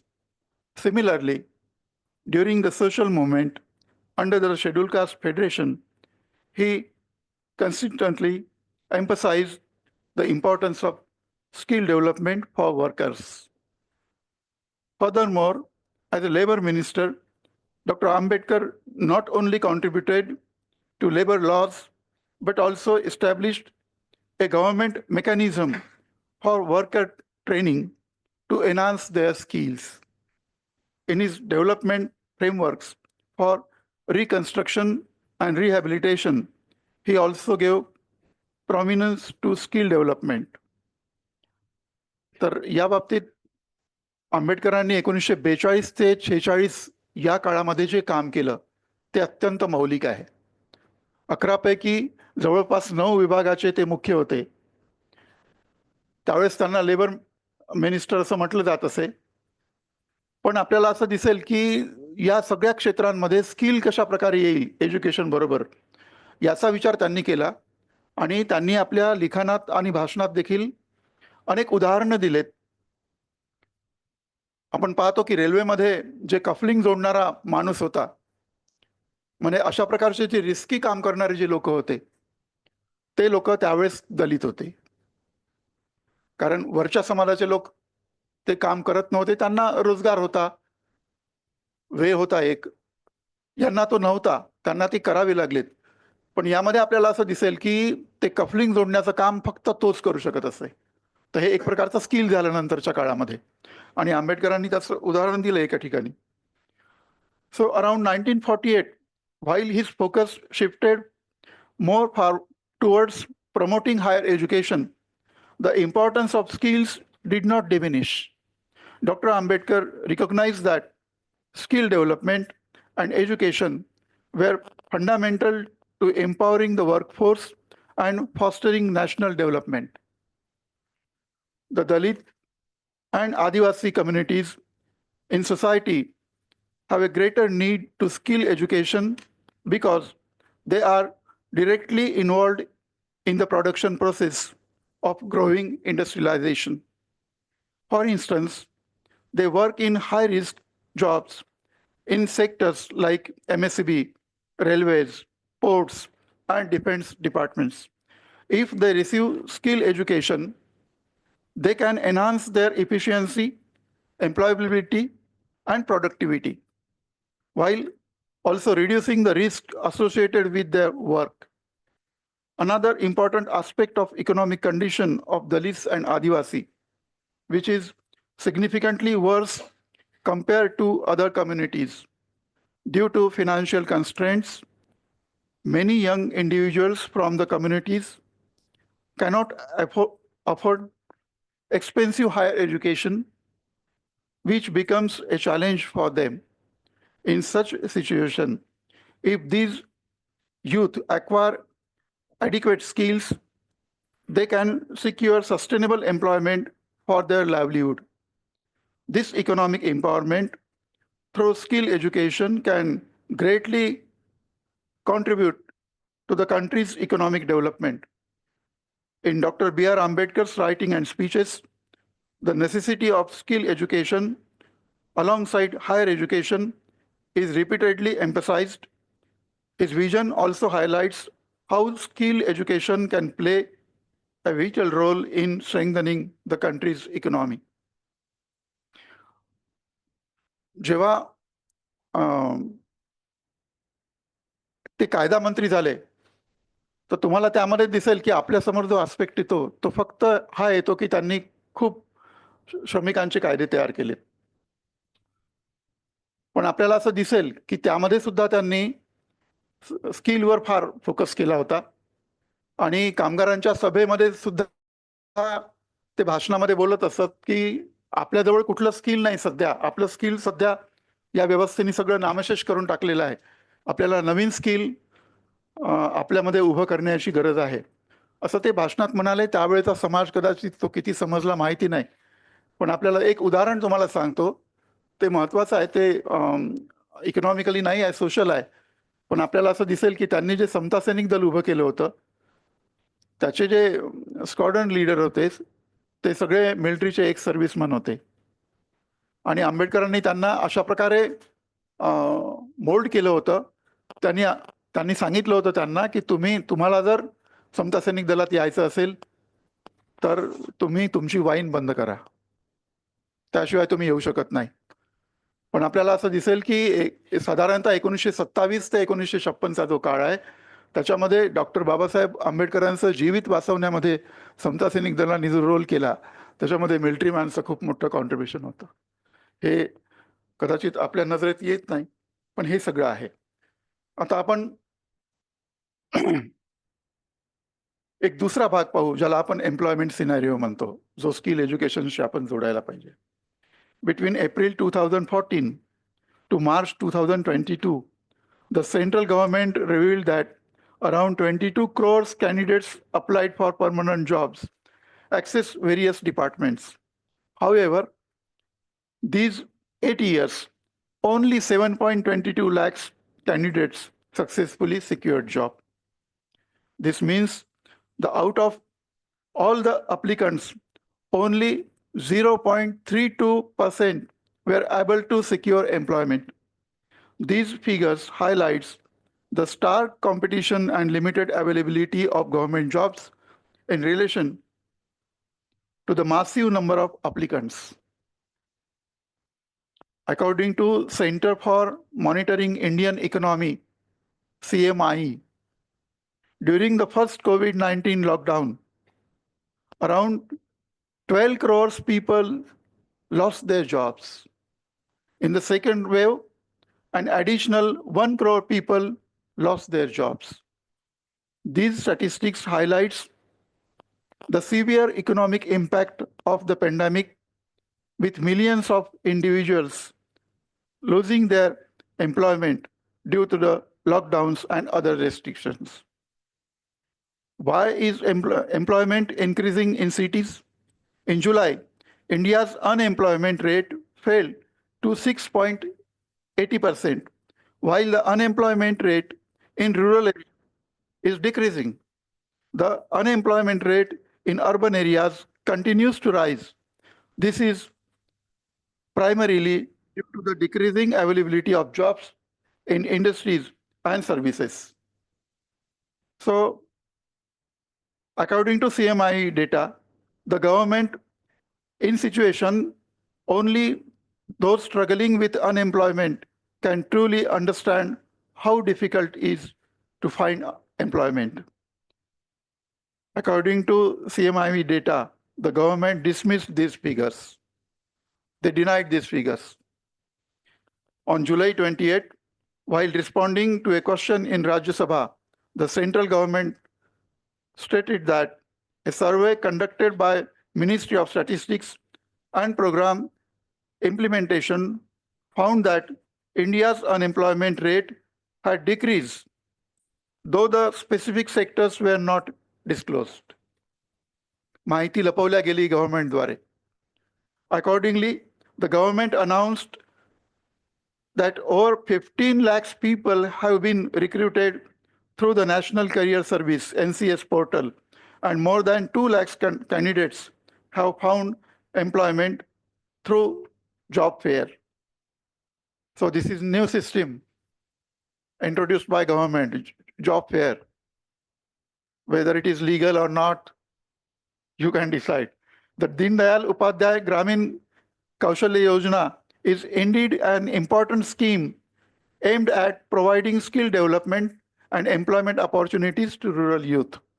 However, the government often does not provide clear or detailed information regarding how many young individuals have actually been trained or benefited from the program. And Prime Minister Mudra Yojana, this is also, we can say, stood in same scenario. In Andhra Pradesh, the recruitment process for the government school teachers, this is one example, government school teachers was carried out in 1998. This process was completed this year in June after 22 years. So this is the information of 2024. The candidates selected in this recruitment are now being given appointment letters now. Now their age has reached the threshold of retirement. Okay, meaning that they will likely retire soon after joining. So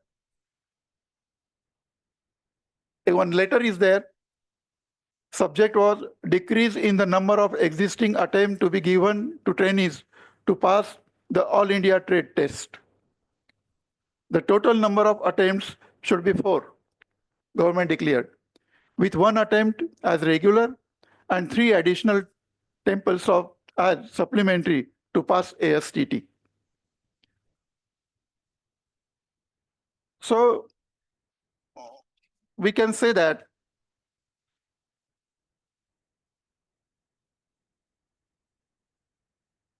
$109.73 million additional skilled manpower will be required across 24 key sectors by 2022.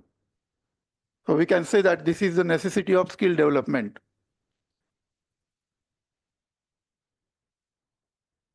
The country, however, has a big challenge ahead, as it is estimated that only 4.69% of the total workforce in India has undergone formal skill training, as compared to 68% in the UK, 75% in Germany, 52% in USA, 80% in Japan, and 96% in South Korea. While the debate on the exact quantum of the challenge continues, there is no disputing the fact that it is indeed a challenge for formidable proportions. On the demand side, a skill gap study has been conducted by NSDC over 2010 to 2014, which indicates that there is an additional net international requirement, incremental requirement of 109.73 million skilled manpower by 2022 in 24 key sectors, the sector-wise and state-wise details. So question arises that ह्या इतक्या संस्था गव्हर्नमेंटच्या करतात काय? Skill development देणाऱ्या गेल्या अनेक वर्षात त्यांनी काय केलं? हा महत्वाचा मुद्दा आहे. डेटा खूप आहे आपल्याजवळ, पण वेळेचा अभाव आहे. आपल्याला असं दिसेल की तुम्ही आतापर्यंत केलं काय? मग जर हे सगळं भारतात इतकी सारी नेसेसिटी आहे स्किल डेव्हलपमेंटची, तर स्किल डेव्हलपमेंट बद्दल आपण काय करतोय? So from government side, this is last point. From government side, remedies are there now. Policy framework for skill development by Ministry of Skill Development and Entrepreneurship. 25% of schools will integrate skilling and formal education from class 9 onwards over the next 5 years to make skill development aspirational. Second, the ITS qualification will be linked to formal educational qualifications. Third, government will promote the use of certified skilled manpower for its works and projects. Fourth, the Prime Minister's Skill Development Fellow Scheme will be introduced. And last, 3,000 colleges, 1 national, 30 states, and 50 nodal entrepreneurship hubs will be set up to deliver support covering the entire nation. The current ITIs and vocational educational colleges all need to be modernized extensively. This is our side remedy. For example, just as there is specialization in the medical field, similar specialization can be introduced in various sectors like real estate, constructions, lift, elevator. So there are so many examples. Then second, modernization of skills. It is essential to modernize skill development as well. Third, encouraging Dalits and tribals for skill education. Dalits and tribals should be encouraged to pursue skill-based education since they are deliberately sidelined and their economic condition is weak. Financial incentives such as low fees, scholarships, and free education should be provided. Fourth, privatization of ITIs, polytechnics, and engineering colleges. Although ITIs, polytechnic, and engineering colleges are supposed to be government institutions, a significant portion has been privatized.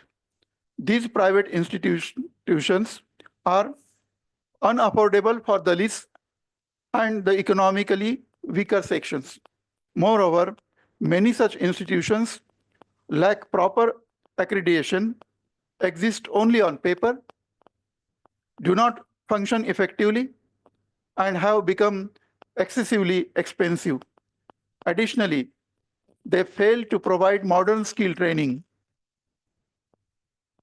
So, reforming and strengthening these institutions may be one of the remedies. Fifth, recently, former Minister Honorable Kapil Sibbals brought up the issues of public-private partnership in the National Skill Cooperation. For discussion, a policy should be formulated accordingly. and financial assistance for poor students. In light of these issues, financial assistance should be provided to ensure that underprivileged students can afford skill education in these institutions. आणि skill education कशा प्रकारे होऊ शकते असं फक्त एक उदाहरण मी देतो आणि थांबतो. अमेरिकेमध्ये एक तरुण पिझ्झा खाण्यासाठी एका रेस्टॉरंटमध्ये गेला. तो स्वतः डेटा जर्नलिस्ट आणि डेटा सायंटिस्ट होता. त्याला तिथल्या रेस्टॉरंटचा पिझ्झा आवडला. मग तो तिथे फ्रिक्वेंटली 3-4 वेळा गेला आणि त्यांनी ते संपूर्ण दृश्य पाहिलं. लोक पिझ्झा घ्यायचे आणि बाहेर येऊन ते खायचे, असं दृश्य. मग नंतर त्याच्या मालकाशी त्यांनी संवाद साधला आणि म्हणाला की तुम्ही एका आठवड्याचे किती डॉलरचे पिझ्झा विकता? तो म्हणाला $30,000 पिझ्झा आम्ही विकतो. आणि असे किती रेस्टॉरंट आहेत तुमचे? तो म्हणाला 13 रेस्टॉरंट आहे आमच्या या शहरात आणि अमेरिकेमध्ये आम्ही 500 रेस्टॉरंट एस्टॅब्लिश करण्याचा विचार करतोय. तो त्या मालकाला म्हणाला की जर मी तुमच्या पिझ्झाची विक्री जर $50,000 करून दिली तर तुम्हाला कसं वाटेल? तर तो त्याच्याकडे पाहत राहिला. तुम्ही काय करता? त्यांनी सांगितलं मी डेटा सायंटिस्ट आणि जर्नलिस्ट आहे. तो म्हणे मग ठीक आहे तुम्ही या. तो तरुण गेला. 2 महिने तिथे त्यांनी काम केलं. खरंच त्यांनी तिथला 18% जो सेल आहे तो वाढवला त्या 13 रेस्टॉरंटचा आणि त्याला तिथे त्यांनी जॉब दिला. फक्त तो 3 दिवस काम करतो आणि महिन्याचे 6 लाख रुपये घेतो. तर स्किल अशा प्रकारे डेव्हलप केलं जाऊ शकतं आणि त्याची थेट मजल इथपर्यंत जाऊ शकेल. त्याला होप आहे त्या यंग स्टुडंटला की जर सगळं व्यवस्थित राहिलं तर मी 4-5 रेस्टॉरंटचा मालक पण होऊ शकेल. स्किल अशा प्रकारे डेव्हलप केलं जाऊ शकतं. आपण सगळी स्टुडंट आहोत असा विचार करतात लोक की स्टुडंटला काही समजत नाही, पण तसं काही नाही. टीचरला काही समजत नाही असंही नाही आणि स्टुडंटला काही समजत नाही असं पण नाही. फक्त त्यांच्यामध्ये चांगलं कोऑर्डिनेशन आणि कम्युनिकेशनची गरज आहे आणि सिस्टीमने त्या दोघांनाही फेवर करणं आवश्यक आहे. त्याची अनेक उदाहरणं आपल्याला देता येईल. तर त्याच्यामुळे जी स्टुडंट टीचरची जी गॅप आहे ती जर कमी झाली तर बरंच काही चांगलं होऊ शकतं असं मला वाटतं आणि या दृष्टीने सरकारने प्रयत्न केले पाहिजे. सरकारने प्रयत्न करण्याची गरज आहे मला व्यक्तिशः वाटतं ते यासाठी की या देशात अजूनही पूर्ण कॅपिटलिस्ट इकॉनॉमी नाही आहे. वेलफेअर स्टेट आहे, अजूनही आहे आणि ते राहायला पाहिजे. आणि मला असं वाटतं की त्या दिशेने जर आपण सगळे गेलो तर 145 कोटी लोकसंख्या आहे ती आपली प्रोडक्टिव्ह होऊ शकते जर ती स्किल्ड झाली तर. मला संधी दिली त्यासाठी आयोजकाचे मी आभार व्यक्त करतो. धन्यवाद. Thank you, Professor Kamble. Now I request Professor Shrikrishna Mahajan to make his presentation.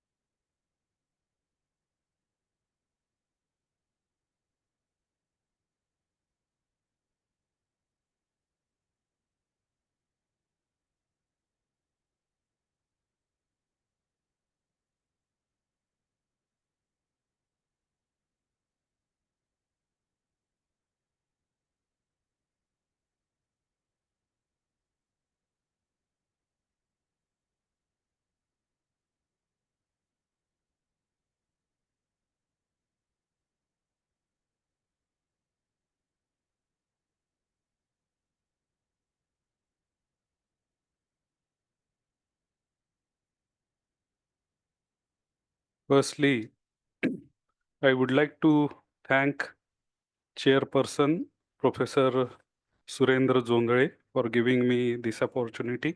Also, Professor Chaudhary for inviting for such a wonderful discussion in this seminar. As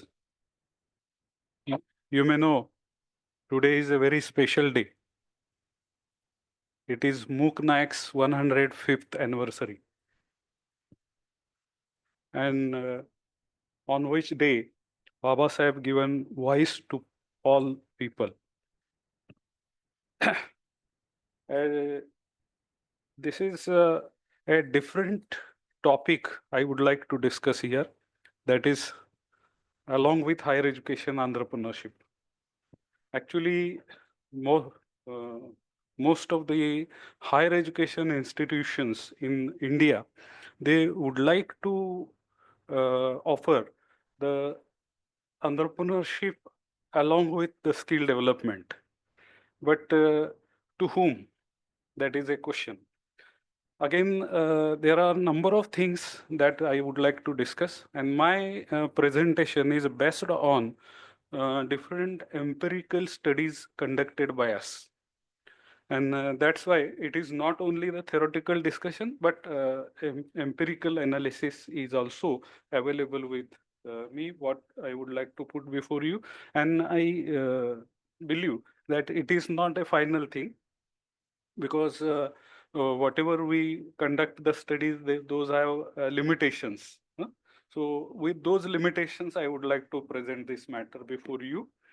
All of us know that higher education and entrepreneurship development are instrumental to the development of marginalized groups, as marginalized communities need to take proper education.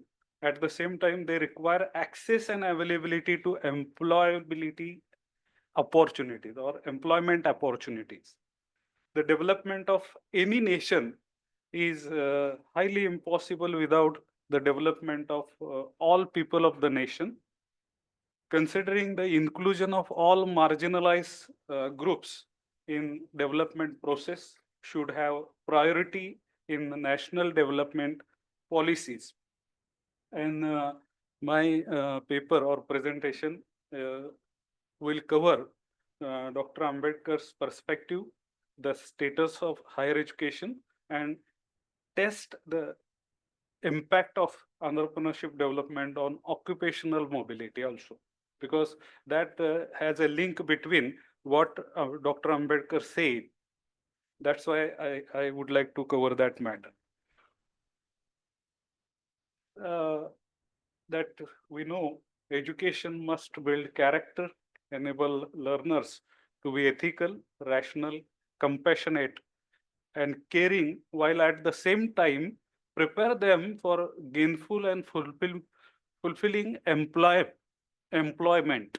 Means the ultimate aim of education is gaining knowledge, but along with that, the expectation of the society is the employment. And employment is divided into two parts. One is the job market is available. Another is the entrepreneurship, that you can say instead of seeking jobs, you make the jobs, that it is said. So on that matter, we are going to discuss the things. Benjamin Disraeli said, university should be a place of light, of liberty, and of learning. So what is expected from the higher education institution that reflects in this particular thought? And Clark Kerr said, on a global scale, wealth and prosperity have become more dependent on access to knowledge than access to natural resources. So what the knowledge, what is the importance of knowledge that reflect in this quote? Then one more thing we always discuss, but this differentiation is not done, that higher education versus HRD, human resource development. That's when we call it as a human resource development, we restrict that process to the resources, that we would like to develop a particular human being as a resource, and when we will use that resource, after using that resource, we have no any purpose. But in case of human, it is not so. That's why what is the purpose of the education? That is very important. Human is not only resources to be utilized, and but also the capabilities and potential it has that may be useful for the society. And that's why we would like to see Dr. Ambedkar's perspective on education, that he viewed education as means to challenge social inequalities, mean to promote social justice, and mean to foster human dignity. So what education should provide, that he has mentioned there. His vision was deeply intertwined with his broader social reform agenda, aiming one, to dismantle the oppressive caste system, and second, create a more equitable society. The impact of Dr. Ambedkar's perspective on policies, that also to be taken into account. The affirmative action and reservation policies designed to address historical injustices have provided some opportunities for marginalized communities. Their implementation has faced numerous challenges. All of us know that. Second is effectiveness of these policies in achieving educational equity remains subject on ongoing debate. Means whatever, yes, definitely there is benefit to the marginalized communities with such policies which were framed by Dr. B.R. Ambedkar, or the policies which were framed on the basis of his philosophy. But there are some limitations on the execution process. If we come to higher education status of our country, that the gross enrollment ratio, which was in 2012-13, was 21.50. Now it is 28.40. However, the new education policy is targeting 50% by 2035. And again, I have some reservations in my mind that when we discuss many things in quantity, that has many limitations. For example, if we are discussing about education with the GER only, what about the beneficiaries, or you can say the students, the quality of their education? We always discuss the quantity, how many students got the education.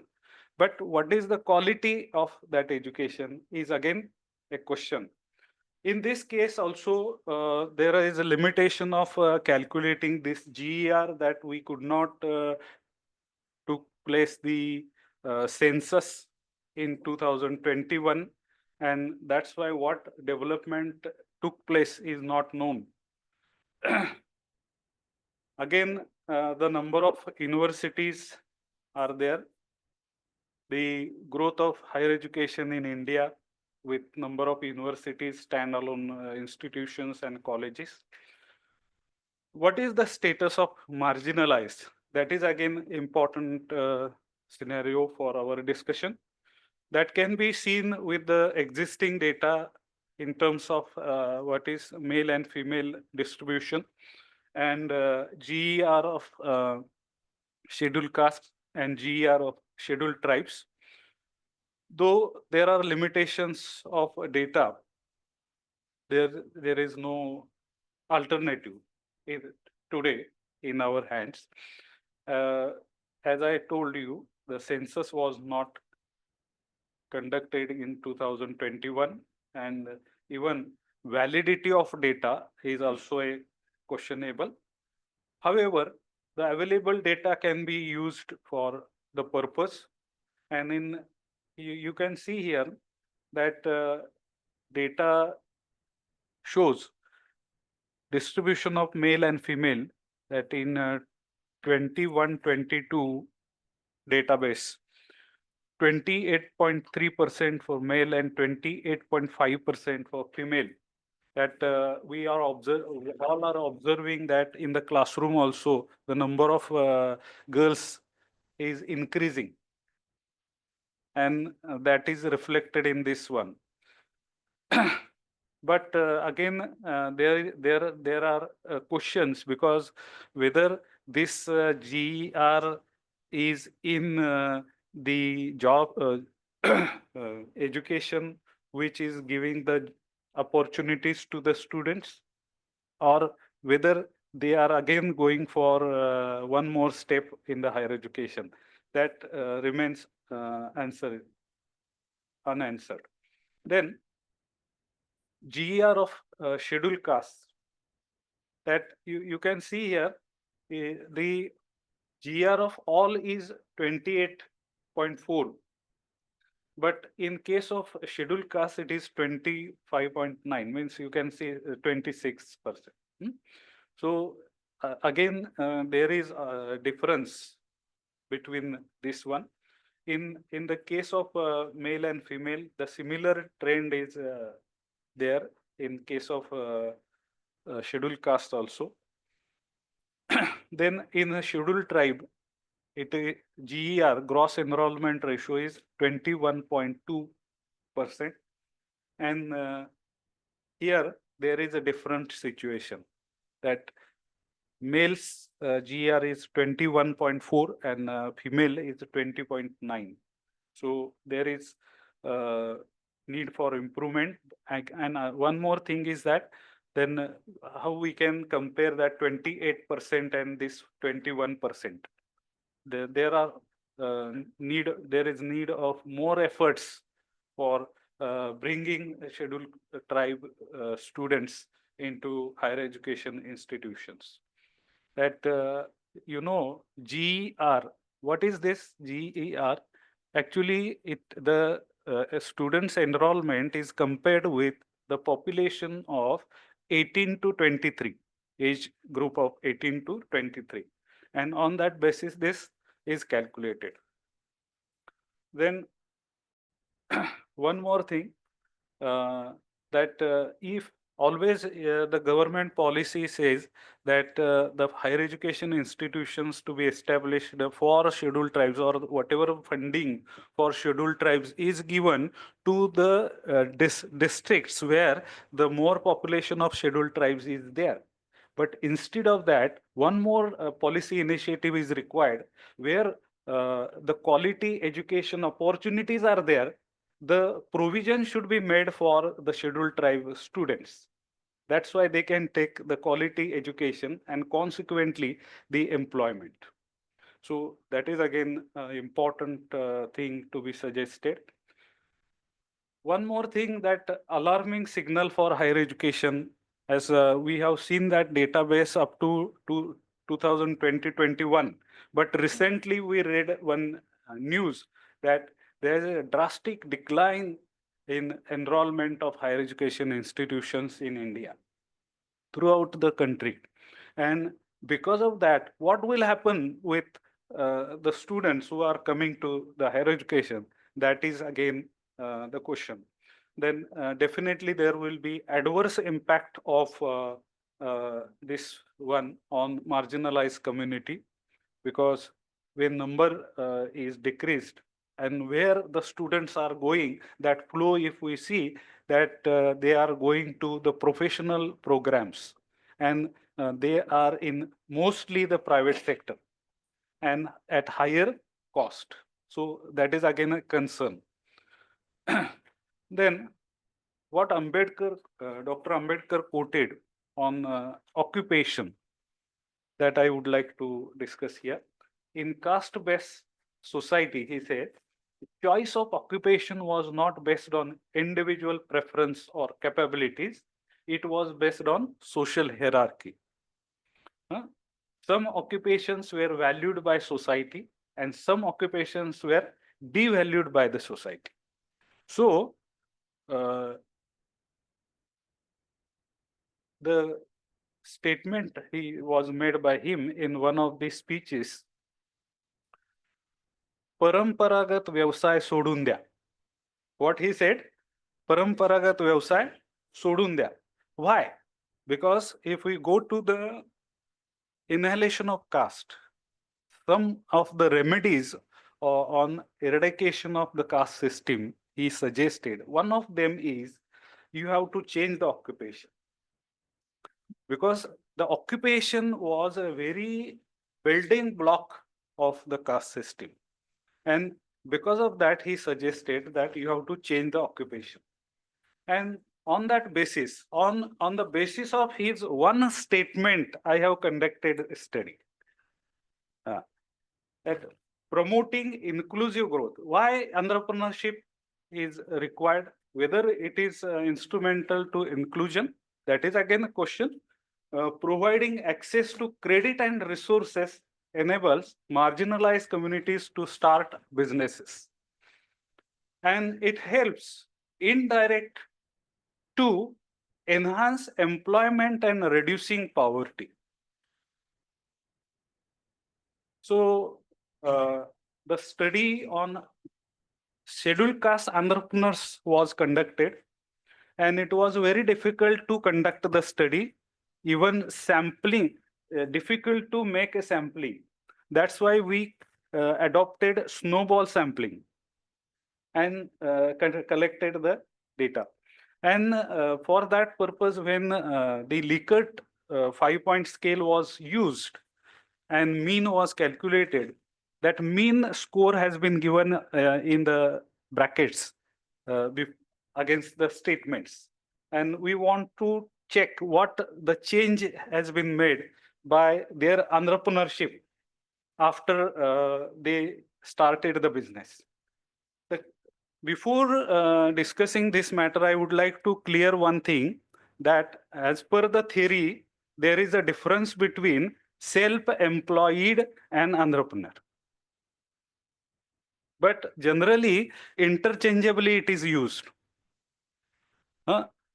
So that we have to take into consideration. The caste-based discrimination is observed in individual as well as in their professional life. That 3.33, what this score shows, if it is more than 3, that it is strongly agreed by the respondents. So we have to consider this matter, and in all cases of the statements, all the statements, we see that the score is more than 3. What second is, religious atmosphere is not supportive to the entrepreneurship. That 3.70. Then family and occupational background of SC entrepreneurs is not supportive. Inferior and degraded quality of education that they had been received proved helpless in establishing new and innovative business. Poor motivation and substandard aspirations cause hurdle in establishing and running their business successfully. There is no adequate and timely moral and economic support from society at large, and financial position of their family while starting their business, present business was not sound and supportive. In almost all the statements, it is more than 3. And especially adequate and timely moral and economic support was not there. It is more than 4. In family occupational background, that we know that it was traditional. Then it will continue with few statements. Inherited lower and poor income level badly affected on the growth and further development of their business enterprises. Investment capacity of them is quite low and inadequate. State policies, those are introduced and deployed by the government for upliftment of SC entrepreneurs are not supportive. In their economic development, government organizations and non-government organizations are not providing inadequate economic, non-economic support to them. You may say that how you can say there are number of schemes and how such type of statement is made.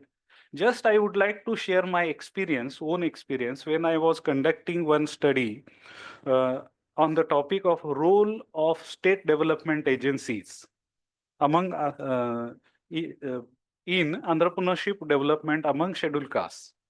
In that case, when I met MD of MIDC in Mumbai and asked him why there is no reservation in allotment of plots.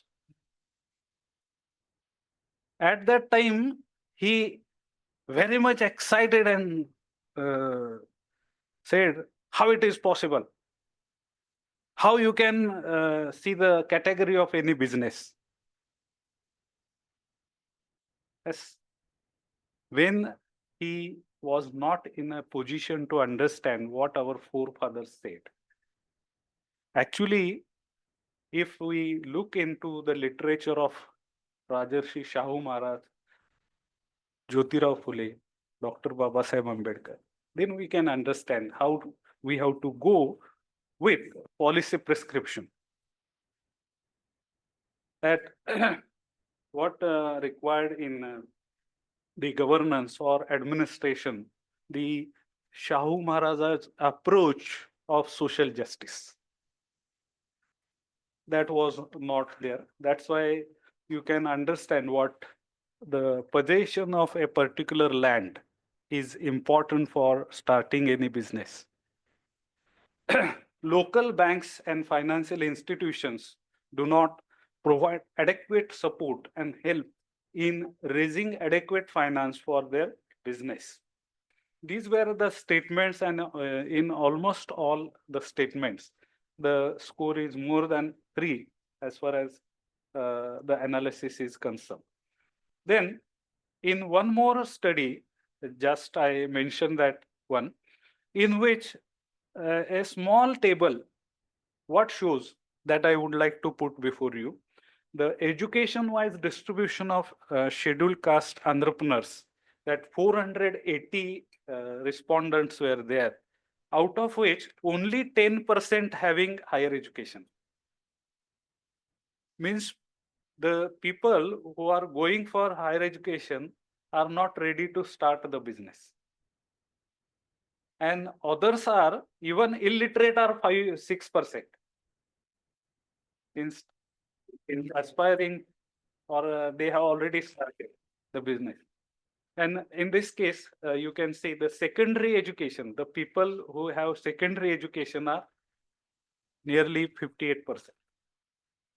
So one more concern is that we have to make awareness among the students that this is also opportunity. That yes, earlier session we were discussing, in that case, when career counseling is done, there should be a plan and B plan with the students. What they are doing, what always we ask the students, what you are doing after your graduation? They say, MPSC kartoy. What it means? Then they always we discuss with them that you should have a plan B, and accordingly you have to work. Then my intention is that the people who are completing higher education should have awareness about the starting business. Then, as I told you, I would like to test what Dr. Ambedkar said in one of the speeches and what happened. That's why what it was, he said in his one of the speeches addressing the untouchables, quite traditional occupations. He wanted to say that giving up traditional occupations will impact on caste system, as there was no freedom of choice in caste system for selecting particular occupation. And when the study was conducted, I calculated the occupational mobility rate, in which you can observe here gross intergenerational occupational mobility rate from grandfather to father was 0.27, but from father to respondent is increased up to 80%. There is a systematic way of calculating this rate. In mostly the people working in sociology, they do this matter, how occupational mobility took place, that is measured. Then from grandfather to respondent, that is also calculated, it is 0.83. And one more thing has been measured here, that is gross upward intergenerational occupational mobility rate, because the occupations are ranked in numbers, and accordingly this rate is calculated. According to that also, the upward intergenerational occupational mobility is increased, and it was not possible in earlier caste system. You can say in earlier caste system, this rate was a 0. And due to change in occupation, it took place. So this development we can observe what Dr. Ambedkar said. Then agenda for higher education and also for the entrepreneurship development, that we can enhance the engagement of the students for the purpose of all the activities related to the development, focusing individualized growth of students, developing critical thinking skills, creating global awareness, again, capacity building of teachers and other stakeholders, because one question was asked that from the same system, if teacher is coming, what will happen with the students? That there will be a lack of abilities in the students also. So need to rethink competencies in the light of new technologies. I can make a statement that disruptive technology kills traditional skills, or the automation kills traditional skills. That's why what Dr. Khandagale was discussing, that traditional skills are there with the people, but when automation will come, they are killed. It is evolution of human being, that always the skills are killed and new skills are coming. So that we have to observe, and accordingly we have to make aware the students, expose learners to the real work environment, that break the silos between disciplines, schools, universities, and enterprises. That was discussed in the inaugural session also. Aware learners about transformation of labor market and startup policies. And after all, what is education? Education is not merely transmission of knowledge, but it molds students into resilient and adaptable individuals capable of flourishing in a rapidly evolving world. And for that purpose, how we are developing our students, that is very important. And in that situation, the objective of the education is not merely to give the education, but to give education in such a manner as promote intellectual, moral, and social democracy. This is what modern India needs, and this is what all well-wishers of India must promote. What it is said by Dr. Ambedkar, and it is very contemporary relevant to our nation. So with this brief presentation, thank you all for patient listening, and thank you for inviting me for this particular seminar. Thank you. Thank you, Professor Mahajan. these two presentations were really illuminating, academically illuminating, because they were based on empirical data and empirical surveys.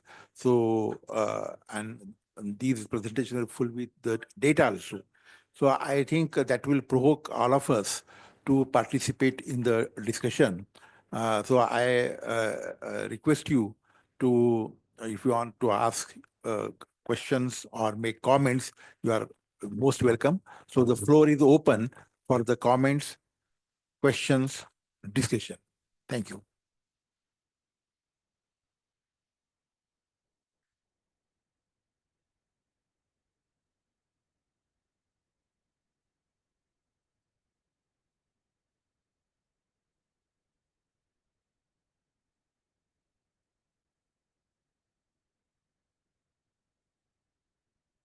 प्रश्न नाही का मराठी, हिंदी, इंग्रजी कशामध्ये विचारू शकता?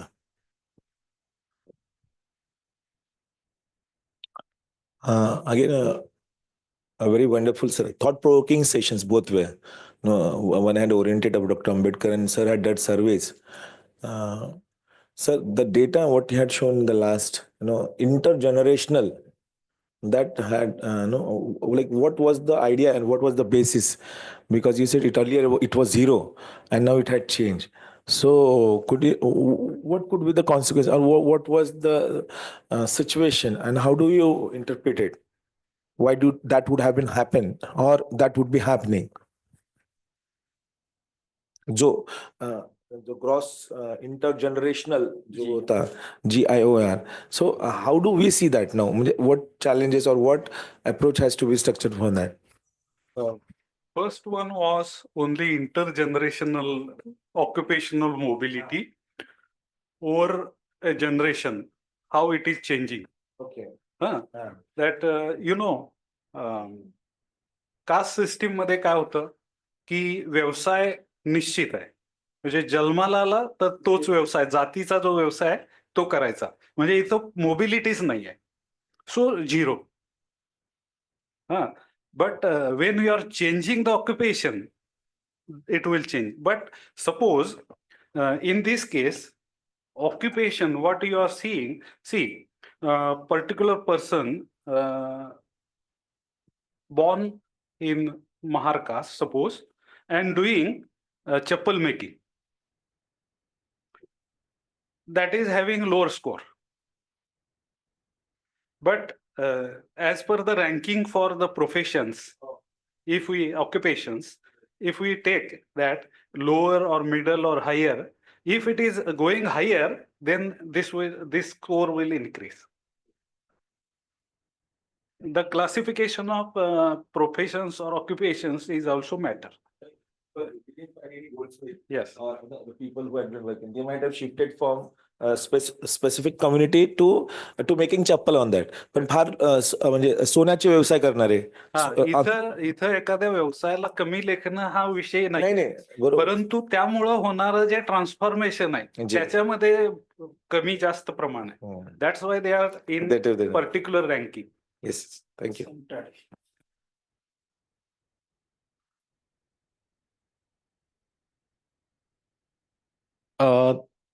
दोन point आहेत माझे. एक, आता आपण जो लँड ओनरशिपचा एक मुद्दा यामध्ये आला, की जेव्हा आपण एंटरप्रेन्योरशिप आणि या सगळ्या गोष्टी म्हणतोय, मला एक त्यामध्ये एक्सपिरियन्स शेअर करायचं.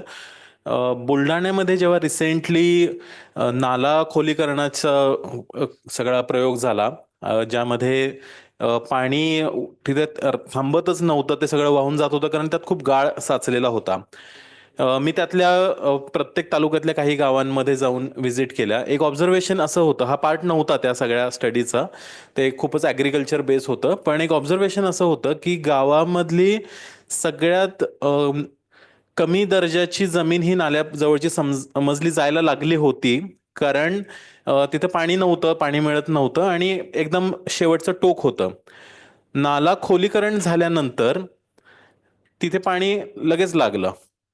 आता या मधल्या काळामध्ये ती जमीन काही ठराविक जातीच्या लोकांना देण्यात आली होती, गावांनी ठराव करून.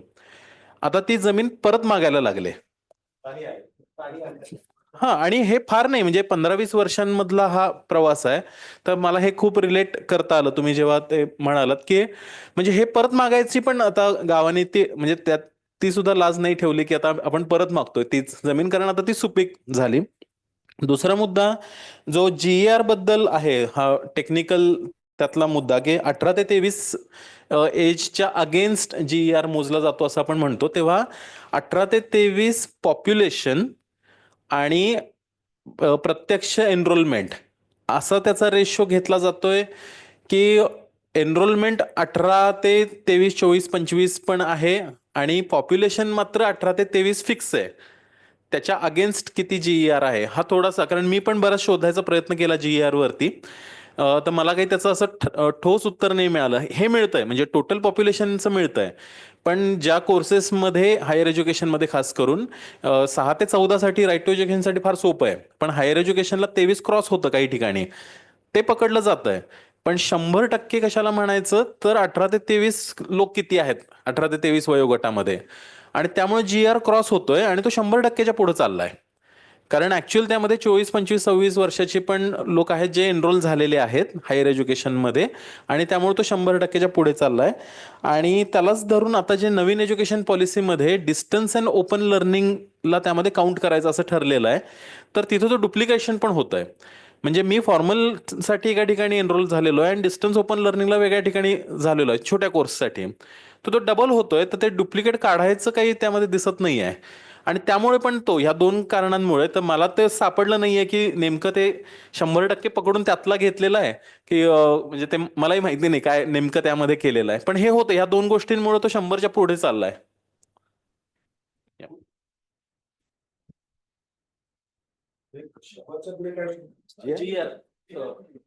नाही 100च्या पुढे GR जाऊ शकत नाही, ते काय करतात आता GR मध्ये ग्रॉस एनरोलमेंट रेशो मध्ये एका बाजूला त्यांनी 100% ठरवलेत. हे आता 18 ते 23 वयोगट आहे त्यामधलं पॉप्युलेशन किती आहे म्हणजे हे एवढे अपेक्षित होते येणं, पण प्रत्यक्षात हायर एज्युकेशनमध्ये जेव्हा बघितलं तर 23, 24, 25 चे पुढचे पण लोक आहेत हायर एज्युकेशनमध्ये, आणि त्याचा त्या भागापुरता GER काढला जातोय आणि तो हायर म्हणजे त्यापेक्षा पुढे क्रॉस होतोय. कारण 18 ते 23चं पॉप्युलेशन समजा 10 लाख आहे, पण ऍडमिशन 24, 25, 26च्या पण लोकांनी घेतलेले आहेत. हा हा हे कॅल्क्युलेशन मधला प्रॉब्लेम आहे. आणि दुसरा प्रॉब्लेम आहे की डिस्टन्स आणि ओपन लर्निंगचे डुप्लिकेट होत आहेत रेग्युलर मधले पण आणि ते पण. तर ते GERचं काहीतरी गडबड आहे, कारण ते खूप टार्गेट पण खूप अम्बिशियस पकडलेले आहेत ते. आणि हा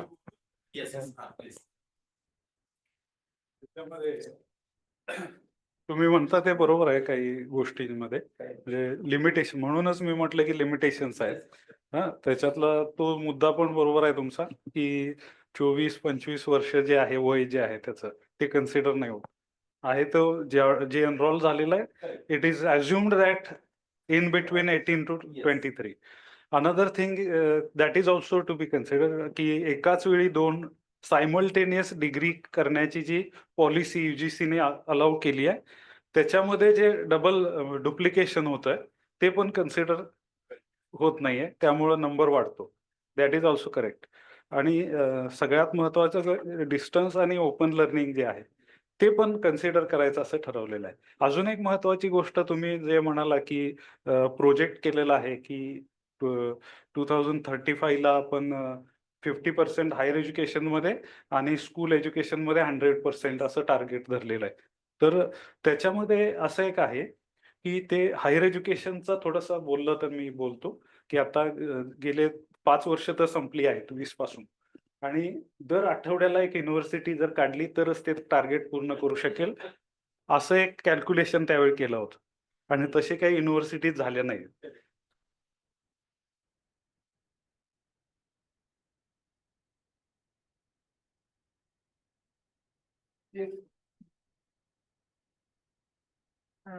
नमस्कार सर, थँक्यू. खूप छान प्रेझेंटेशन होतं.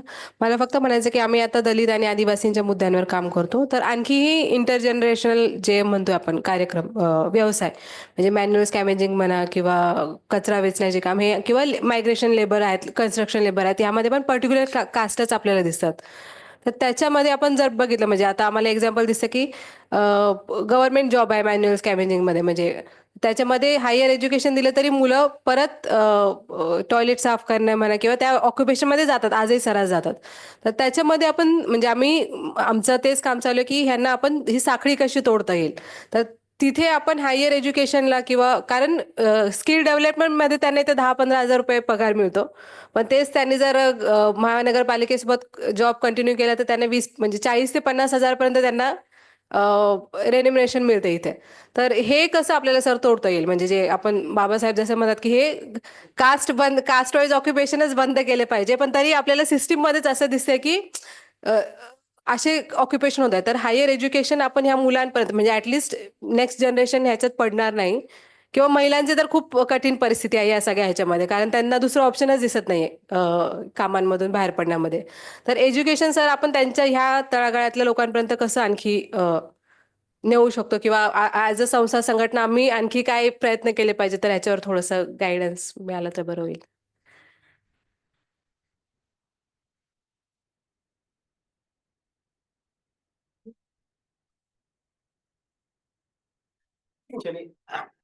मला म्हणजे आता हे जे स्किल एज्युकेशनला पकडून ह्या सगळ्या गोष्टी आहेत, जसं मॅडमनी ते विचारलं, तर काही स्टडीज अशी आहेत ज्यामध्ये जसं जोधकाचा एक स्टडी आहे कास्टला पकडून. ते म्हणतात की मॉडर्न एराचा जो इनइक्वॅलिटीज आहेत आणि ट्रेडिशनली जे इनइक्वॅलिटीज आहेत ते कसे इन्सर्ट झालेले आहेत, and that to be in the form of the professions. त्या प्रोफेशन्सला पकडून ते सांगतायत. आणि मग दुसरं आपण अजंता सुब्रमण्यमची स्टडी घेऊ, ती इंजिनिअरिंग्सला पकडून आहे, आणि त्यामध्ये ती सांगताय की जे काही म्हणजे प्रोफेशनल जे हे आहेत इंजिनिअरिंग कोर्सेस आहेत मोस्ट ऑफ द, तर ती म्हणते की जेव्हा ज्यापर्यंत ती जातीशी चिकटून होतं त्यापर्यंत त्याला काही रिस्पेक्ट नव्हतं. पण जेव्हा आय आय एम म्हणून किंवा IIT मध्ये जेव्हा ते कन्वर्ट झालं, म्हणजे अमेरिकनची काहीतरी त्यांचं एक कमिटी होते, त्यामध्ये ते येऊन मग ते कन्वर्ट झालं आणि त्याला नवीन नाव दिलं, जसं मेकॅनिकल इंजिनिअरिंग म्हणा, मेट्रोलॉजी म्हणा, अशा प्रकारचं टेक्स्टाईल. आता सूत विचणारा म्हणजे तो ट्रेडिशनल आहे, पण त्याला आता आपण मॉडर्न म्हणतो की टेक्स्टाईल इंजिनियर आहे. तर अशा प्रकारचं ज्या गोष्टी घडलेल्या आहेत, तर त्यामुळे हा जो स्किल आहे, हा स्किल म्हणजे दाखवण्याचा जो प्रयत्न होत आहे, त्यामध्ये कसं आहे की स्किल फक्त अडकून आहे, म्हणजे एका हायरार्कीमध्ये अडकून आहे. म्हणजे आपण प्रोफेशन चेंज करतोय, पण त्या हायरार्कीमध्येच आहे. It is not like that की त्या स्किलला पकडून कोणीतरी ऑन्ट्रप्रिनरशिप झालेला आहे ॲज सच. म्हणजे माझा जो पॉईंट आहे म्हणायचं की ऑन्ट्रप्रिनरशिपची पण गोष्ट किंवा त्या हायर एज्युकेशनला पण जो काबीज करण्याचा जो प्रयत्न आहे, तो फक्त आणि फक्त एक अपर कास्ट किंवा अपर क्लासमधून ते होत आलेला आहे. आणि ज्या प्रकारचे स्किल्स डेव्हलप होत आहेत ते काही इमॅन्सिपेटरी सारखे मला दिसत नाही. बेसिकली ते विदिन द हायरार्कीजमध्ये दिसतात की हां ठीक आहे, इथे मला कमी मिळत आहे आणि दुसरीकडे जास्त मिळत आहे. जरी मी प्रोफेशन थोडं चेंज केलं, पण that is steel attach with that particular profession किंवा दॅट पर्टिक्युलर स्किल्स. आणि म्हणून कुठेतरी मला असं वाटतं की हे जे स्किल एज्युकेशन जे आहे, म्हणजे जसं सकाळी म्हटलं की अल्टरनेटिव्ह असायला पाहिजे किंवा आपल्याला ते, पण ती एक वायडर पर्स्पेक्टिव्हमध्ये सांगण्याचा प्रयत्न होत होता कीनोट स्पीकरकडून, स्वाती मुजुमदारकडून. पण वर्तमान याच्यामध्ये काय दिसतंय की they have been mixing that one within the hierarchies, not giving any alternative किंवा ना, तर त्यावर थोडंसं मला वाटतं की एक फोकस आपला असायला पाहिजे. That is my submission. Connecting to madam's question, की मॅडमने आता सांगितलं की ते ऑक्युपेशनल मोबिलिटी ही खूप रेस्ट्रिक्टेड आहे सफाई कर्मचारी किंवा मॅन्युअल स्कॅव्हेंजिंग मध्ये. तर आम्ही असे काही स्टडी पुण्यामध्ये केले होते, त्याच्यामध्ये आम्हाला असं आढळलं की हे जे सगळे इन्स्टिट्यूशनलाइज्ड ट्रॅडिशनल ऑक्युपेशन्स आहेत मॅन्युअल स्कॅव्हेंजिंग मधले, ते आता हाऊसकीपिंगच्या एका विशिष्ट याच्यामध्ये ट्रान्सफर होत आहेत. म्हणजे ते ऑर्गनाइज सेक्टरमध्ये, पण ते प्युअरली कॉन्ट्रॅक्च्युअल अशा स्थितीत ते यायला लागलेत. आणि शिवाय याच्यामध्ये पण आता असं झालं की हे स्टॅग्नेशन जॉबचं आलंय. याच्यामध्ये असं की काही ठिकाणी काही ज्या वर्क प्लेसेस आहेत त्या कास्टसाठीच अधिकृत आहेत, म्हणजे थोडं अधिकृतच बोलतो त्यांना, कारण तिथे त्याच कम्युनिटीमधले काही सब कॉन्ट्रॅक्टर, म्हणजे समजा कॉर्पोरेशनच्या हद्दीमधले जे कॉन्ट्रॅक्टर आहेत त्यांच्याकडून ते सब कॉन्ट्रॅक्टिंग करून घेतात ते जॉब्स, आणि ते आपल्या कम्युनिटीतल्या यंग जनरेशनला ते प्रोव्हाइड करतात. आणि त्याच ठिकाणी ती विशेष सायकल तुटत नाही, त्याचे दृष्टचक्र आहे ते तसंच राहतं. म्हणजे आम्ही एक उदाहरण तुम्हाला सांगू शकतो मी, की येरवडा स्मशानभूमी, ते तुम्हाला जनरली मातंग समाजाचे यंगस्टर दिसणार की ते तिथं काम करतायत. तर त्यांना त्यांच्याशी जेव्हा आम्ही इंटरॅक्शन केलं तेव्हा असं आढळलं की आम्हाला दुसरे जॉब, आम्हाला कुठली जास्त होप्स नाहीत आता काय, आमचं शिक्षण कमी असल्यामुळे आम्ही ते ह्याच याच्यामध्ये आहोत आणि आम्हाला सोपं पडतं हे काम. आमचे स्किल्स आम्ही हे ऍक्च्युअली अक्वायर केलेले आहेत, आमच्या कम्युनिटीमधून ते आम्हाला इनहेरंट झालेले आहेत. तर अशा प्रकारची जी ही पद्धत आहे की आपल्याला ही साखळी तोडता येणार नाही, परंतु मग काही टेक्नॉलॉजीचं इंटरव्हेन्शन करून काय करता येईल का, असं म्हणजे एंटरप्रेन्योरशिपच्या पॉईंट ऑफ व्ह्यूनी. म्हणजे जीबी म्हणजे गायकवाड ती विजी गायकवाड, हा BVGची जी काही संस्था होती आहेत ना, आहे त्यांनी मॉडेलाइज केलं सगळ्याकडे. If you just roam around the country even internationally, की तिथे ह्या ह्या जे सगळे लेबर्स आहेत, जे ट्रेडिशनल स्कॅव्हेंजिंगचे लेबर, हे सगळे त्यांनी असे प्रॉपरली टेक्नॉलॉजिकल पद्धतीने ते त्यांनी ऑर्गनाईज केलेले आहेत. आणि मग आपण म्हणतो हे डिस्क्रिमिनेशन कुठे आहे, काय कुठे आहे, मग हे सगळं प्रोफेशनलिझम आलाय त्याच्यामध्ये. पण सर्टन कास्ट ह्या त्याच्यामध्ये स्टिग्मटाइजच अजून आहेत. तर हे कसं, ह्यातून कसं बाहेर पडायचं, हाऊ टू इमॅन्सिपेट, लिबरेशन कसं होणार आहे? दोन फक्त दोन मी अनुभवजन्य म्हणजे वस्तुनिष्ठ उदाहरणं देतो. मी मुंबई विद्यार्थी असताना वर्तमानपत्रामध्ये मी वाचलं की मुंबई महानगरपालिकेनं सॅनिटरी काम करणारं जे जॉब्स आहेत ते या खालच्या जातीतल्या लोकांसाठीच परमनंटली रिझर्व्ह केलेले होते. It was a statutory decision. म्हणजे GR काढला म्हणजे 100% रिझर्वेशन हे त्या मेहतर किंवा तत्सम ज्या जाती समूहातले लोक आहेत त्यांच्यासाठी ते कायम राहतील. आता हा भयानक प्रकार होता स्टॅट्युटरी, म्हणजे GR काढून हा त्यांच्यासाठी तो रिझर्वच केलेला आहे 100%. म्हणजे दुसऱ्या जातीतले लोक कोणी येणार नाही आणि त्याच जातीतले लोक का येतील याच्याबद्दलचा अदमास असा की मुंबईमध्ये राहण्याला जागा सहज मिळत नाही, म्हणून मग वंश परंपरागत कुटुंबाच्या परंपरागत तिथं वडील मुलगा पुन्हा नाही का त्याचा मुलगा असं रिझर्वेशन ती जागा टिकवण्यासाठी म्हणून केलं जाईल. एक आहे. दुसरं असं की तुम्ही जे म्हणताय ते खरं आहे की इथं जे कागद पत्रा जमा करणारे जे म्हणजे लोक आहेत तर त्या लोकांच्या मध्ये या आपल्या मुलीला माहीत असणार की तिथे मातंग समाजाची मोठ्या प्रमाणावर कार्यकर्ते आहेत.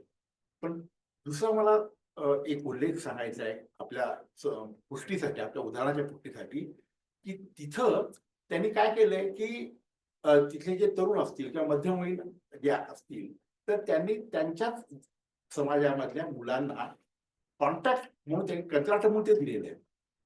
आणि काही म्हणजे त्या संघटनांनी प्रयत्न केले असेल, मी ते प्रयत्न केले नाहीत असं मी म्हणणार नाही, पण त्याच समाजातल्या म्हणजे मातंग समाजामधलीच मंडळी ही पुन्हा तोच धंदा करतायत, तोच व्यवसाय करतायत, तेच काम करतायत आणि ते तुटत नाही कारण आता कॉन्ट्रॅक्टर ते झालेले आहेत.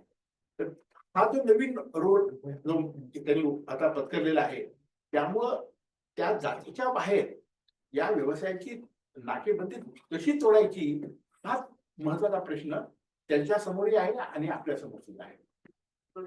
एक मिनिट बोल. प्रश्न म्हणजे एक अजून प्रश्न असा आहे की ते जे आकडेवारी तुम्ही दाखवली होती नाही का, एंटरप्रेन्योरशिप ग्रॅज्युएट इलिटरेट असं वगैरे आपण ते दाखवलं होतं.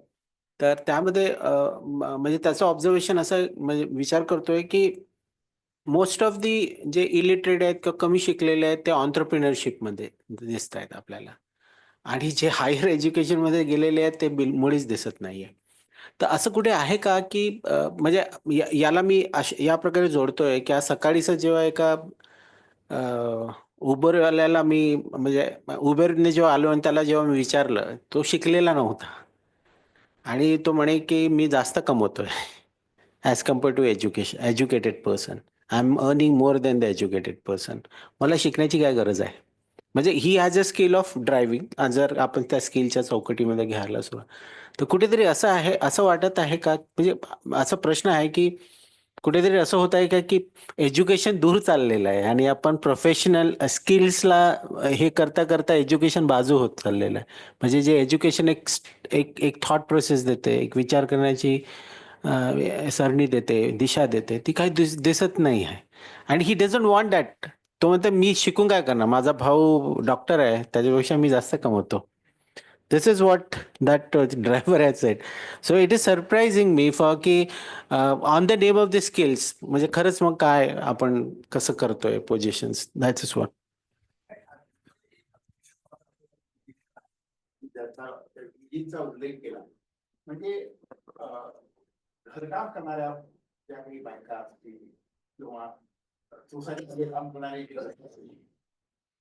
तेच लोक जर मॉल्स मध्ये ड्रेस घेऊन गेले तर त्यांना त्यांच्या समाजामध्ये कुटुंबामध्ये एक प्रतिष्ठा मिळते.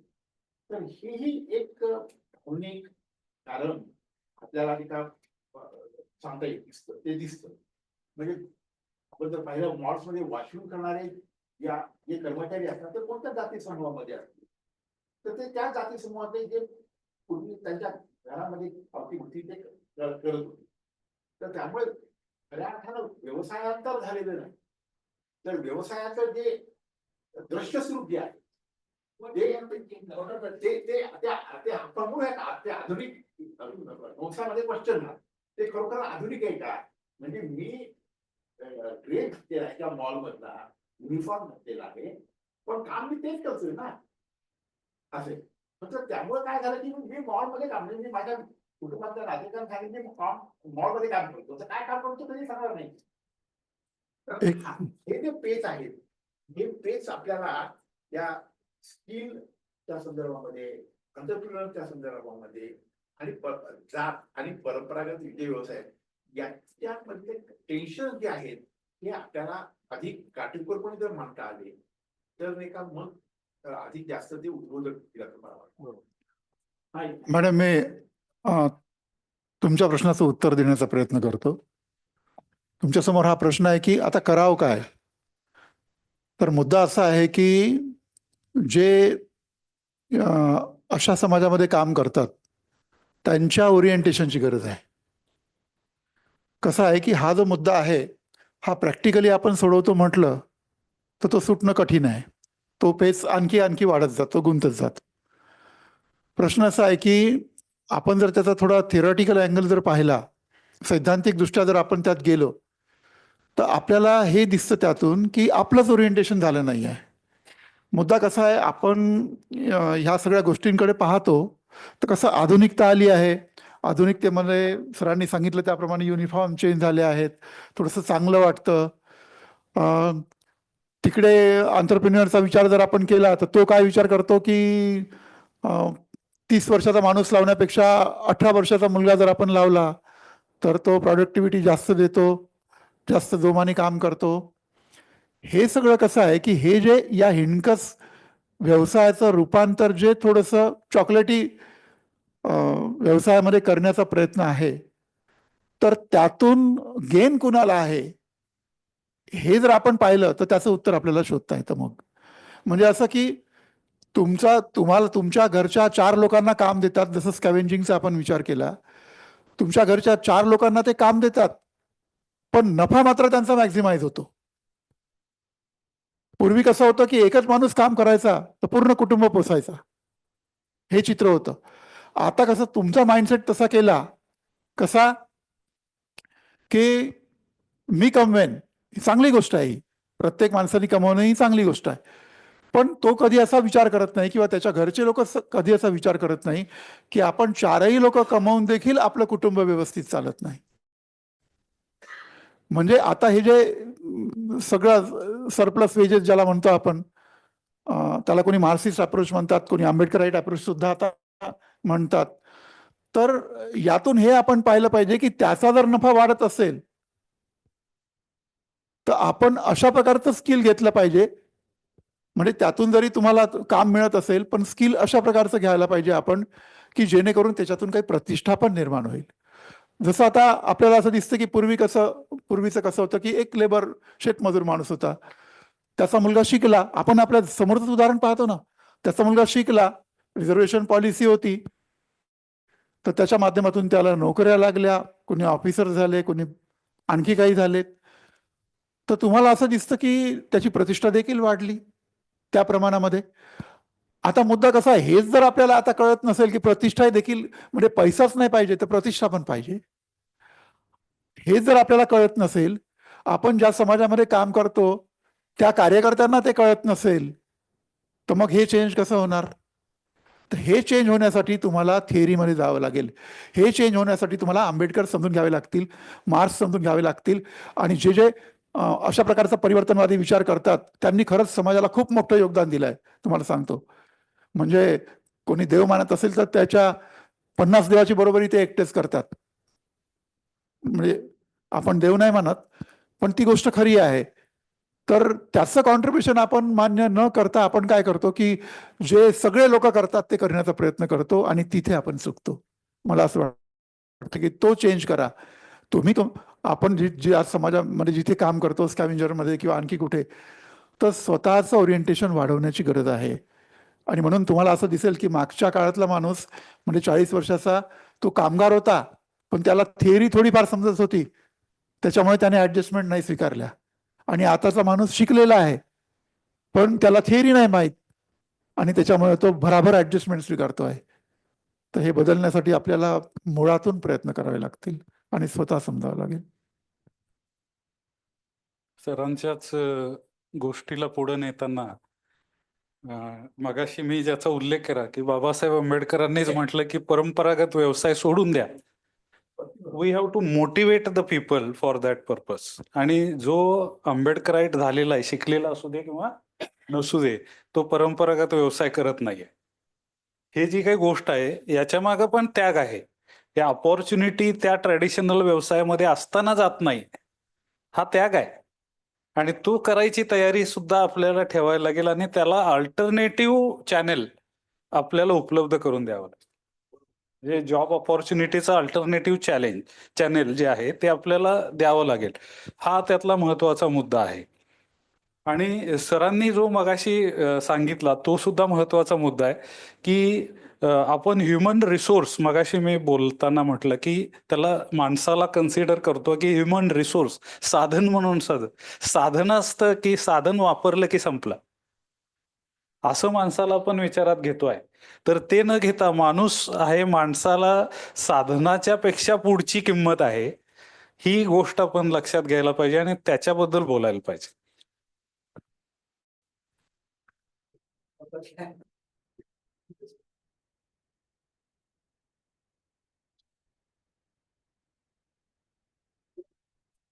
प्रश्न आपण म्हणजे सकाळपासून ऐकतोय स्किल डेव्हलपमेंट वरती आपण एक एक म्हणजे डिस्कोर्स क्रिएट करण्याचा प्रयत्न करतोय. So on one hand probably we have this discourse which talks about developing skills and then imbibing this workforce into the larger market, skill based market. पण on the other hand आपण एक परिस्थिती पाहतोय जिथे 80% workforce जो आहे तो informal labour मध्ये आहे. So the complete idea of informality comes from the state of precarity they are into. तर म्हणजे जर हा वर्कफोर्स आपण क्रिएट करत आहोत तर तो काय त्या इन्फॉर्मल मार्केटसाठी करत आहोत जिथे त्यांचं स्टेटस प्रिकेरियसच राहणार आहे. होय होय.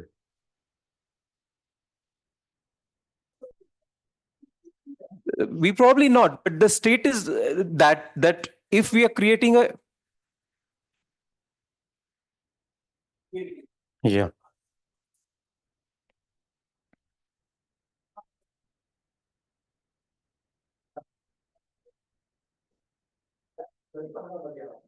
बरोबर.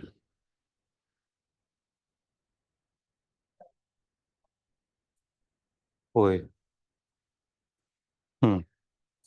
होय होय बरोबर. नाही माझा नाही नाही आय गॉट युअर पॉइंट.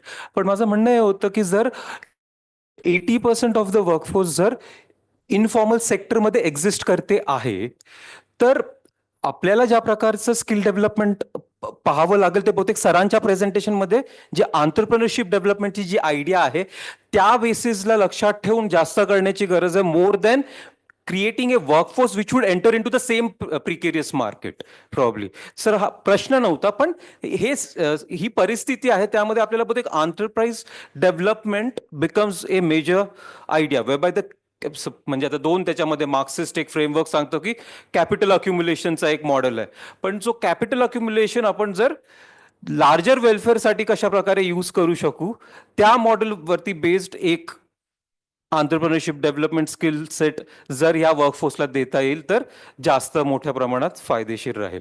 दुसरं एक सर जे मॅन्युअल स्कॅव्हेंजिंगला घेऊन मॅडमनी जी परिस्थिती सांगितली, आता ह्याच्यामध्ये एक ट्रेंड दिसतो, याच्यावरती स्टडी झालेली आहे ऑलरेडी, जिथे दुसऱ्या कास्ट ग्रुपच्या लोकांनी हे जॉब्स घेतलेत विलेज ह्याच्यामध्ये सिस्टममध्ये, आणि तिथे त्यांनी आपले इंटरनल रिलेशन्स आपले इंटरनल कनेक्शन्स वापरून गावातल्या एका पुन्हा लोअर कास्ट माणसाला त्यांनी काम दिलं आणि तो त्याला पगार देतोय, सरकारकडून तो पगार घेतोय आणि त्याच्यातलाच एक भाग तो त्याला देतोय. अशा प्रकारे तो सिस्टम तसाच पुन्हा प्रॅक्टिस होतोय. तर कुठेतरी ह्याच्यामध्ये it becomes more of A moral responsibility of the society वाईल educating self towards such forms of like against such forms of practices which are happening in a way. I think that's it yeah.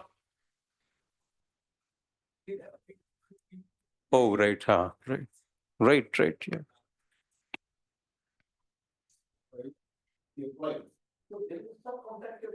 True right.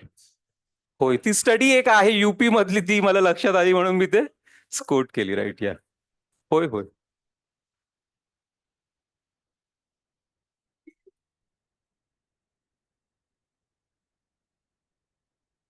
True very true या that's it. Thank you.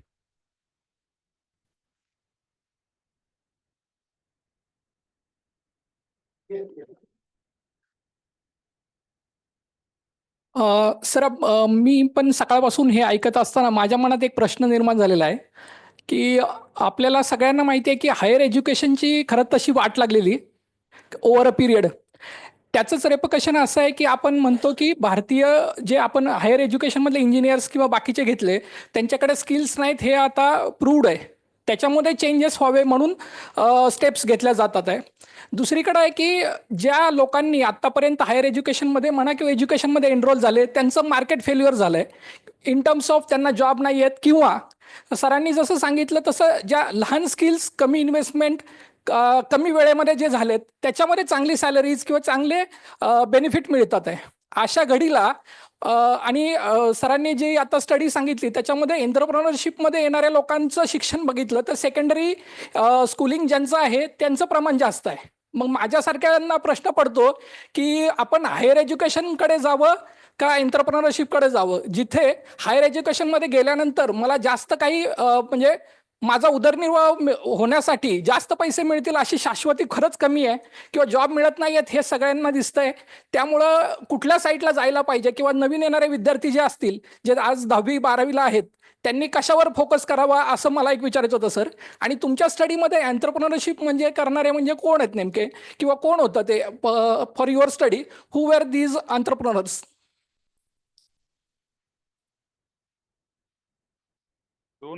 दोन प्रश्न तुमच्या बोलण्यामध्ये आले, तर एक प्रश्नाचं पहिल्यांदा उत्तर देतो. त्या संदर्भानं फार महत्त्वाचं आपल्याला सांगावं लागेल की हे आपण जे म्हटलं की पूर्ण हायर एज्युकेशन असं नाही आहे झालेलं, म्हणजे सगळंच डब्यात गेले असं काही नाही झालेलं, नाहीतर आपण पण इथं नसतो. हां कसं आहे, अजून एक स्टेटमेंट नेहमी केलं जातं पॉलिटिकल पर्सन आणि जनरली सुद्धा केलं जातं, त्याचं मी एक थोडंसं उत्तर देतो. मी पार्ट ऑफ किंवा stakeholder of the higher education आहे माझं, की असं सांगितलं जातं की भारतातली एकही युनिव्हर्सिटी पहिल्या 500 मध्ये नाहीये जगामध्ये. पण मी तुम्हाला सांगू इच्छितो त्या 500 युनिव्हर्सिटीमध्ये शिकवणारे प्राध्यापक ह्याच सिस्टीम मधनं गेलेले आहेत. हे असं काही नाही आहे की हे सगळंच बिघडलेलं आहे, असं काही नाही. कसं आहे, संधी कुणाला मिळते हा प्रश्न आहे. हा, आणि कुठल्या प्रकारची मिळते, डिपेंड्स अपॉन दॅट हे सगळं घडतंय. दुसरी गोष्ट आपण दुर्लक्षित करतो नेहमी, की number of students completing education आणि मार्केटमध्ये जॉब ऑपॉर्च्युनिटीज नंबर, जो स्लाइटली मॅडमनी टच केला होता इनॉग्रल सेशन मध्ये, तर त्याचं आपण मॅचिंगच करत नाहीये. हे फार महत्वाची गोष्ट आहे की त्याप्रमाणे आपण, आणि नंबर तो नेहमी आपल्याला इम्बॅलन्स्ड असा दिसतोय. ते फार महत्वाचं आहे. म्हणजे तुम्ही जर अमेरिकन आणि युरोपियन कंट्रीज मध्ये पाहिलं तर अंडर ग्रॅज्युएट पर्यंतच मॅक्झिमम मुलं शिकतात. का तसं होतं, ते हायर एज्युकेशनला येतच नाहीये जास्त. कारण असं आहे की तेवढ्याच लेवलला त्याला अपॉर्च्युनिटी मिळते. आज आपली इकॉनॉमी तेवढ्या जॉब ऑपॉर्च्युनिटीज प्रोव्हाइड करत नाही याच्यावर आपण बोलत नाही. म्हणजे economic policy also is a cause for that, not only education system. या दोन्ही गोष्टी महत्वाच्या आहेत. तर ते जॉब ऑपॉर्च्युनिटीज म्हणजे आता फॉर एक्झाम्पल मगाशी जे सर म्हणाले, तर त्याचं उत्तर पण याच्यामध्ये आहे, ते मी सांगतो आपल्याला. हे असं म्हटलं जातं, स्मॉल इज ब्युटिफुल. बिझनेसच्या बाबतीत, बिझनेसच्या बाबतीत small is beautiful but not sustainable. त्याच्यावरती दुसरं एक सोल्युशन म्हणून, रेमेडी म्हणून असं सांगितलं जातं, small is beautiful not sustainable but if it is networked it is sustainable. म्हणजे जर आपण जपानकडे पाहिलं तर स्मॉल युनिट्स हे त्यांच्या इकॉनॉमीचं वैशिष्ट्य. आपल्याकडे पण आपण शेअर मार्केट आणि सगळ्याची चर्चा करतो, कॉर्पोरेटची जास्त चर्चा करतो, लार्ज युनिट्स म्हणून. परंतु MSME जे आहे, MSME ची संख्या जास्त आहे आपल्या पूर्ण मॅन्युफॅक्चरिंग मध्ये. तर हे सुद्धा आपण कन्सिडर करायला पाहिजे. आणि आपला इकॉनॉमी मधला जो चेंज आहे तो पण याला कारणीभूत आहे. जे काही आपण चर्चा करतो तो आपण जर पहिल्यांदा पाहिलं असेल की आपलं जे उत्तम शेती, मध्यम व्यापार आणि कनिष्ठ नोकरी असं होतं, आज पूर्ण उलट झालेलं आहे आणि सर्व्हिस सेक्टर जास्त फ्लॉरिश झालाय. या सगळ्या गोष्टी सुद्धा आपण विचारात घ्यायला पाहिजे. दुसरी गोष्ट, मगाशी मी राहून गेलो, सर बोलत होते त्यामुळं, की मॅडमनी जे विचारलं होतं स्कॅव्हेंजर्स किंवा त्या संबंधित कम्युनिटीज मधल्या मुलांच्या बाबतीत, एक सरकारचा GR आहे की त्याच्या वरच्या पदावरती त्याला नियुक्ती द्यायला पाहिजे म्हणून. त्याच्याकडे आपण लक्ष द्यायला पाहिजे. म्हणजे जर संबंधित सामाजिक कार्यकर्ते आणि हे आहेत तर त्याची पुढच्या पदावरच्या जागाच निघत नाहीत, त्यामुळे त्याला पुन्हा त्याच याच्यामध्ये काम करावं लागतं. तर ही सुद्धा अतिशय महत्वाची गोष्ट आहे. 1960-70च्या दशकामध्ये आंबेडकराईट मुवमेंटनं जे काही काम केलं आणि त्याच्यामुळं एम्प्लॉयमेंटमध्ये लोक जास्त आले, रिझर्वेशनचा बेनिफिट लोकांना मिळू शकला आणि occupational mobility in the form of job झाली. तसं त्याही संदर्भात व्हायला पाहिजे. हा सगळ्यात महत्वाचा मुद्दा. सर जे सांगत होते की जो विचार आहे, म्हणजे थिअरी म्हणजे सरांना काय सांगायचं होतं की फिलॉसॉफी ते विसरायला लागलेलं आहे. आपण सगळं शिकवायचं म्हणजे स्किलच शिकवायचं. ऍक्च्युली हायर एज्युकेशनला 4 डायमेन्शन्स आहेत असं सगळ्याच डॉक्युमेंट्स आणि सगळ्याच कमिशन्स म्हणतात की knowledge, skill, values and attitude. Values आणि ऍटिट्यूड वर चर्चाच करत नाही आपण. त्यामुळं हायर एज्युकेशन मध्ये जे काही बद्दल आपण बोलतो आहे तर ते या 4 डायमेन्शन मध्ये जर बोलला तर त्याचा विकास चांगल्या पद्धतीनं करता येऊ शकेल. आणि मी सांगितलेला इकॉनॉमीचा भाग जो आहे तो पण याच्यामध्ये चर्चेला घेतला पाहिजे. थँक्यू.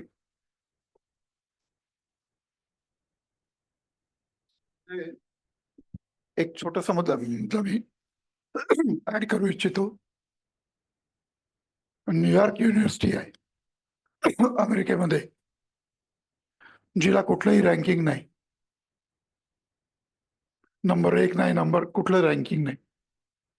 छोटी युनिव्हर्सिटी आहे ती, पण ती काय करते, न्यूयॉर्कच्या अवतीभोवती ते इंडस्ट्रियलायझेशन आहे. त्यांना सतत विचारत राहते की पुढच्या 3 वर्षामध्ये कोणकोणत्या सेक्टरमध्ये जॉब्स मिळणार आहे. तशा प्रकारचं शिक्षण ती आपल्या विद्यार्थ्यांना देते. भारतातले विद्यार्थी आहेत ज्यांना कुठे ऍडमिशन मिळत नाही, ते न्यूयॉर्क युनिव्हर्सिटीमध्ये जाते. अर्थात ही 7-8 वर्षापूर्वीची गोष्ट आहे, आताची नाही. आणि मग आता फॉरेनमध्ये जायचं म्हणून ते लोक जातात, पण न्यूयॉर्कच्या जवळ त्यांना चांगला जॉब मिळतो आणि बाकीच्या युनिव्हर्सिटीच्या लोकांना नाही मिळत, कारण ते तेवढी एम्प्लॉयमेंट ओरिएंटेड नाही, हायर एज्युकेशन ओरिएंटेड आहे.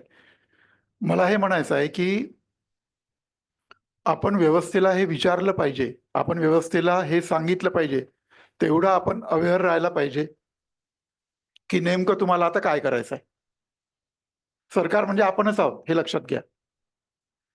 त्यामुळे आपण त्या लोकांना सांगायला पाहिजे. आपण एकदा मत देतो त्यांना आणि पुन्हा 5 वर्षापर्यंत जोपर्यंत आपल्याला पुन्हा काही मिळत नाही तोपर्यंत आपण काहीच नाही करत.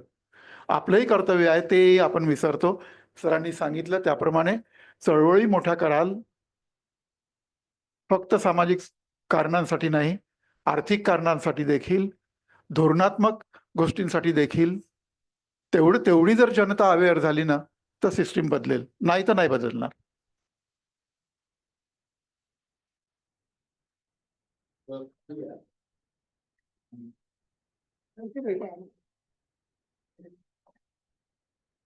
Hello. Because this topic is very close to me. I promote entrepreneurship and I have been teaching social entrepreneurship last 3 years. And now I have a YouTube channel called Dr. Ambedkar Chair. My focus is on entrepreneurship, develop entrepreneurship, financial literacy, women's financial independence, health and education. So there I give a lot more talks, and I have taken I have started a series on women's entrepreneurs. So in that till now I have conducted 10 women entrepreneurs interviews. So in that interview I have found out that the women who have been now became entrepreneurs, and they are earning good. They are earning, like his wife is also one of the interviewer of my YouTube channel. So there is combination. It is not that there is no combination between your education and your entrepreneurship. And the higher the education, the more you have a better skills and knowledge and aptitude and networking and all these things and handling the resources. Even if you see the India's entrepreneurs now, they are all highly educated. So here just I want to give a note from my own experience that you should not deminimize your educational caliber, or you should not see like what I can do. You can do much better than less educated person.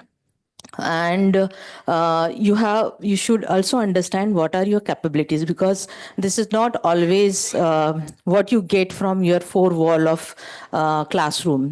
You have to develop in such a way that the society is your learning place. And this combination is always a better combination, higher education and entrepreneurship. So this is what, like in the lunchtime also I got such tone that he was upset and depressed, but I feel that you have much better when you have a higher education. Yeah.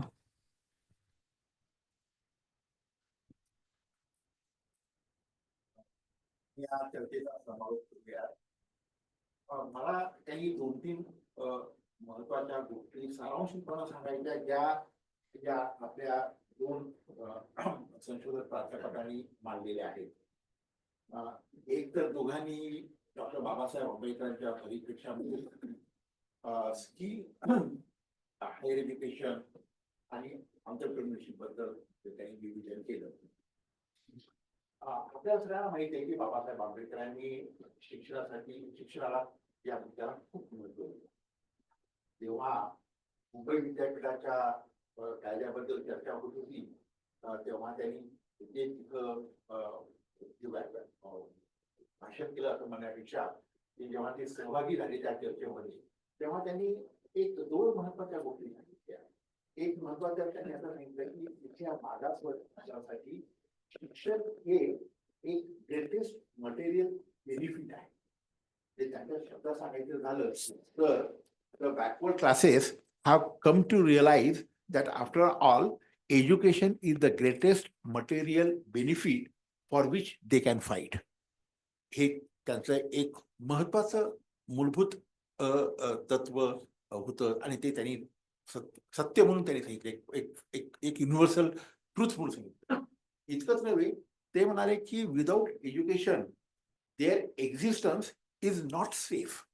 म्हणजे शिक्षण आणि मागासलेल्या समूहाचं अस्तित्व हे एकमेकांशी निगडीत आहे.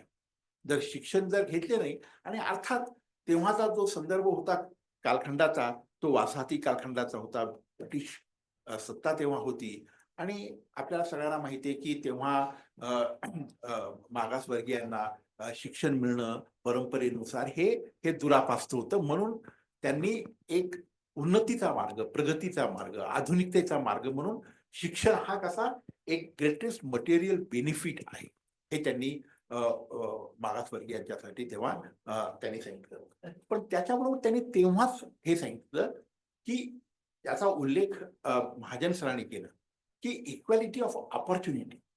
म्हणजे तेव्हा जे रिझर्वेशन होतं किंवा आज जे रिझर्वेशन आहे किंवा अफर्मेटिव्ह ऍक्शन त्याला अधूनमधून म्हटलं जातं, त्याचं एक सूत्र हे जसं प्रतिनिधित्व आहे, रिप्रेझेंटेशन जसं आहे, पण त्याचबरोबर सगळ्यात महत्वाचं इक्वॅलिटी ऑफ ऑपॉर्च्युनिटी आहे. कारण जर वंश परंपरागत पद्धतीनं जर व्यवसाय होत असतील आणि तिथेच नाकेबंदी होत असतील ज्या कनिष्ठ वर्गासाठी, मागासलेल्या वर्गासाठी, तर त्याच्यासाठी आधुनिकतेची, प्रगतीची, उन्नतीची दारं ही मोकळी झाली पाहिजे. आणि ती मोकळी कशी होतील, खुली कशी होतील, तर इक्वॅलिटी ऑफ ऑपॉर्च्युनिटी आहे. म्हणजे मेडिकल कॉलेज किंवा इंजिनिअरिंग कॉलेजमध्ये जेव्हा रिझर्वेशनचा मुद्दा होता तेव्हा फार मोठी आंदोलनं झाली, तेव्हा खरं म्हणजे काय त्याचं मुख्य रिझर्वेशनचा जे सूत्र जे होतं आणि आहे तेव्हाही आणि आताही, की तुम्हाला ते शिक्षण घेण्यासाठी प्रवेश मिळावा हेच त्याच्या पाठीमागं एंट्री पॉईंट, तो एंट्री पॉईंट खुला व्हावा, इक्वॅलिटी ऑफ ऑपॉर्च्युनिटी मिळावी. कारण शेवटी जे खुल्या वर्गातील आणि मागास वर्गातील जे विद्यार्थी आहे त्यांना ते विद्यापीठ जी परीक्षा घेईल तीच परीक्षा द्यावी लागणार होती. तिथे काही असं नव्हतं की बाबा तुम्हाला नाही का वेगळे पेपर्स आहेत, वेगळे परीक्षक आहेत आणि त्यामुळे तुम्हाला मिळणारी जी पदवी आहे ती कमी दर्जाची आहे, असं काही होणार नव्हतं. पण महत्वाचं तेव्हा ते प्रबोधन नीट होऊ शकलं नाही, तो समज तेव्हा विकसित होऊ शकला नाही. म्हणून महत्वाचं काय की बाबासाहेब आंबेडकरांनी सांगितलं होतं इक्वॅलिटी ऑफ ऑपॉर्च्युनिटी ही महत्वाची आहे. आणि आज सुद्धा जेव्हा महाजन सरांनी आणि कांबळे सरांनी आणि आपल्या सगळ्या चर्चेच्या मधून जे सतत येत होतं की स्किल डेव्हलपमेंट हे करायला पाहिजे, पण स्किल डेव्हलपमेंट केल्यामुळं खरोखरच तुम्हाला तुमची उद्यमशीलता वाढणार आहे का, तुम्हाला वेगवेगळ्या उद्योगामध्ये सहभागी होणार आहे का, नोकरी रोजगार मिळणार आहे का. आणि ही गोष्ट खरी आहे, जसं हेमांगींनी सांगितलं की व्यवसाय म्हणजे उच्च शिक्षण आणि स्किल डेव्हलपमेंट किंवा एंटरप्रिनरशिप, उद्यमशीलता यांचा अन्योन्य संबंध आहे. झालं काय माहितीये का की असा पेच किंवा असा प्रश्न, असा संदेह का निर्माण झाला, why we feel that these Uber or these so-called skilled workers are working in the malls, or why this informal sector or the service sector which have been rightly pointed out by Mahajan, हे वाढलं काय, हे वाढलं का, हे दिसतं का, म्हणजे why it is so visible, why it is so visible. कारण आजची economy, new liberal economy जी आहे, म्हणून असं म्हटलं जातं गमतीनं, इट इज इकॉनॉमी स्टुपिड म्हटलं जातं. तर कारण हे आहे की भारतातली आणि जगातली सुद्धा अर्थव्यवस्था इतकी आमूलाग्रपणे बदललेली आहे की त्यामुळं त्या अर्थव्यवस्थेची जी मागण्या आहेत, अपेक्षा ज्या आहेत त्या वेगवेगळ्या प्रकारच्या आहेत. आणि ही गोष्ट कोणीही नाकारणार नाही. कारण कालच्याच एका वर्तमानपत्रामध्ये होतं की पुण्यातल्या IT क्षेत्रामध्ये सुद्धा इतकी मोठ्या प्रमाणावर बेरोजगारी आहे की तिथे त्या कारखान्या त्या IT सेक्टरच्या ऑफिसच्या कंपन्यांच्या बाहेर IT मध्ये सॉफ्टवेअर इंजिनियर झालेले मुलं ही रांगेमध्ये उभे राहतात. आणि हे भयावह आहे. म्हणजे मी एकदा औरंगाबादून पुण्याला येत होतो, मला प्रवासामध्ये बसच्या प्रवासामध्ये एक मुलगा भेटला आणि तो म्हणाला मी मेकॅनिकल इंजिनियर झालेलो आहे, पण मला पॅकेज चांगलं नव्हतं म्हणून मी आता दुसरीकडे काहीतरी करतोय, काहीतरी शिकतोय तो. तर मी त्याला म्हटलं पॅकेज काय होतं? तर तो मला 15-20 हजार असं काहीतरी 20-25 हजार असं काहीतरी तो म्हणत होता. तर मी म्हटलं बाळा की तुला आत्ता सध्या अर्थव्यवस्थेमध्ये रिसेशन असेल, तिथे जर नोकऱ्याच उपलब्ध होत नसतील, तर तू जरी मेकॅनिकल इंजिनियर असला तरी तुला तिथे चांगली नोकरी किंवा चांगलं पॅकेज मिळण्याची शक्यता ही कमी आहे. आणि पोस्ट कोविड नंतर आपल्याला असं लक्षात येईल की IT सेक्टरमध्ये सुद्धा म्हणजे मुंबईच्या किंवा इतर ठिकाणी असलेल्या ज्या IITतले जे सॉफ्टवेअर इंजिनियर त्यांना मोठ्या प्रमाणावर रिसेशनला सामोरं जावं लागलेलं आहे. त्यामुळं आपण हे लक्षातच ठेवलं पाहिजे की अर्थव्यवस्थेचं पेच आहे ते हे फार महत्वाचे आहे. आणि सकाळपासून ज्या काही चर्चा झाल्या. Sir, just wait, because I would request all of you, if those who don't understand English, please speak in your language, Marathi, Hindi, English. No, sorry, I can understand Tamil also, but our first language is English because most of the people are just leaving the place. So No, okay, yeah, okay. this, No, I can, no, sorry. Yeah. Just because, the discussion was going on in Marathi. Yes. एआयचा influence हा मोठ्या प्रमाणात होतोय आणि अमेरिकेत सुद्धा IIT कंपन्यांना नोकऱ्या कमी होतात, इंडियात होतात आणि अनेक प्लेसेसमध्ये.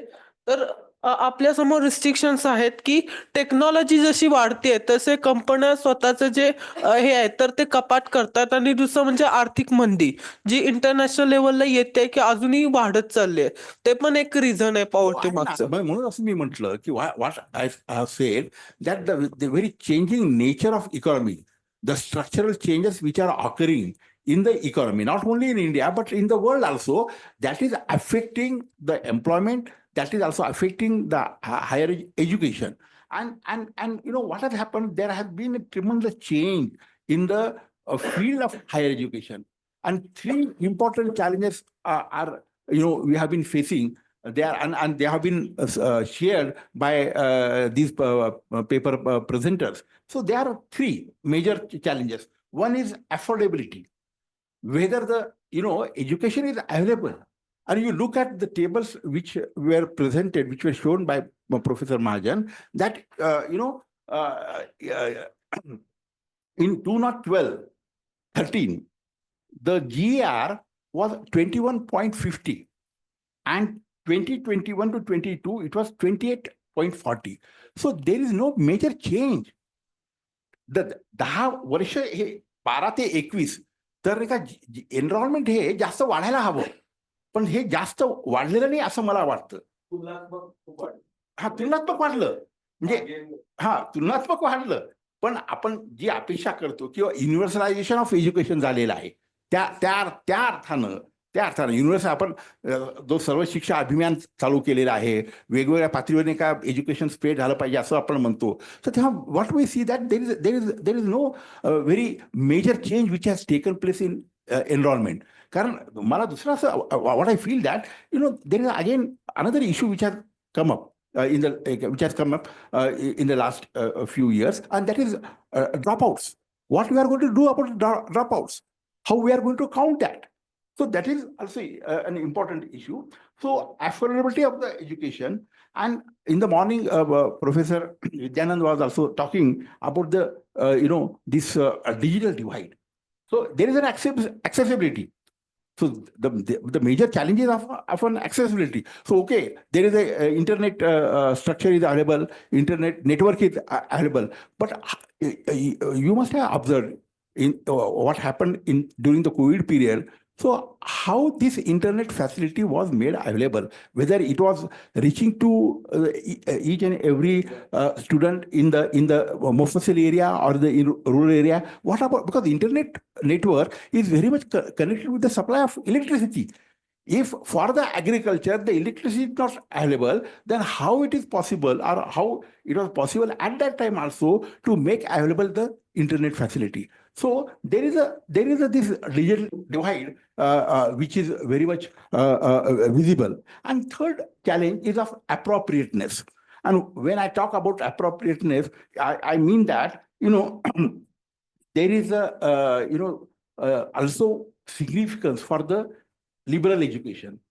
When we talk about values and attitudes, so it has been reiterated that, these values and attitude, and that could be learned through only the liberal education. If that is missing in the discourse regarding, higher education, regarding the skill development, then, the education has already become the product. It has already become the commodity, just like any commodity which is available in the market. So what we have been observing, that education has become business, it has become product, it has become commodity, and whatever the character or the mechanism of economy is there, that demands, that asks what kind of education should be made available, what kind of employment should be made available, and because of these crises are happening or occurring, so we'll have to be very alert, regarding the structural changes which are taking place in the economy, because that is the only cause which has been, economy is the major cause for creating all the problems in the higher education or the allied issues. Thank you very much. Again, I would like to thank to Professor Chaudhary for asking me to chair this session. It was really meaningful. I also learned many things. So thank you. Thank you very much.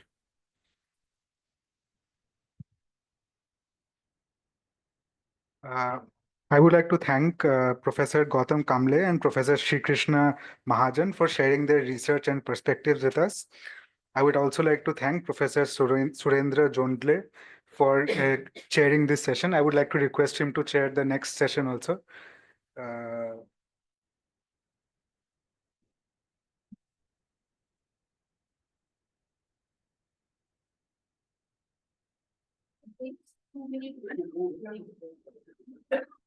So if you want to take break, you can take break. If you want.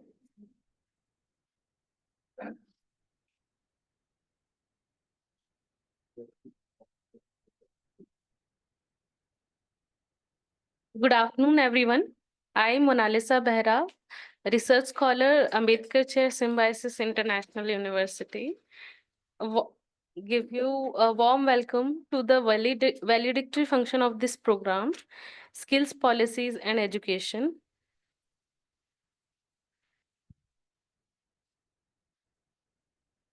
So,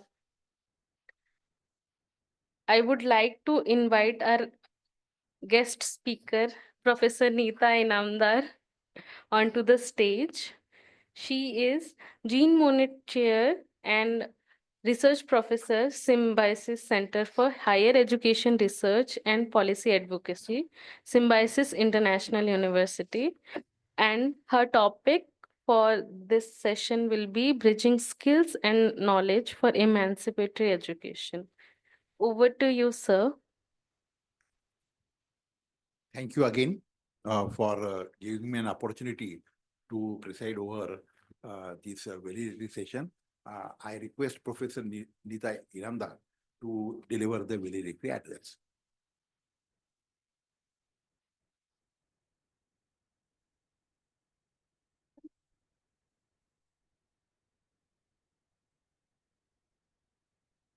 So good evening. We have had a long day deliberations.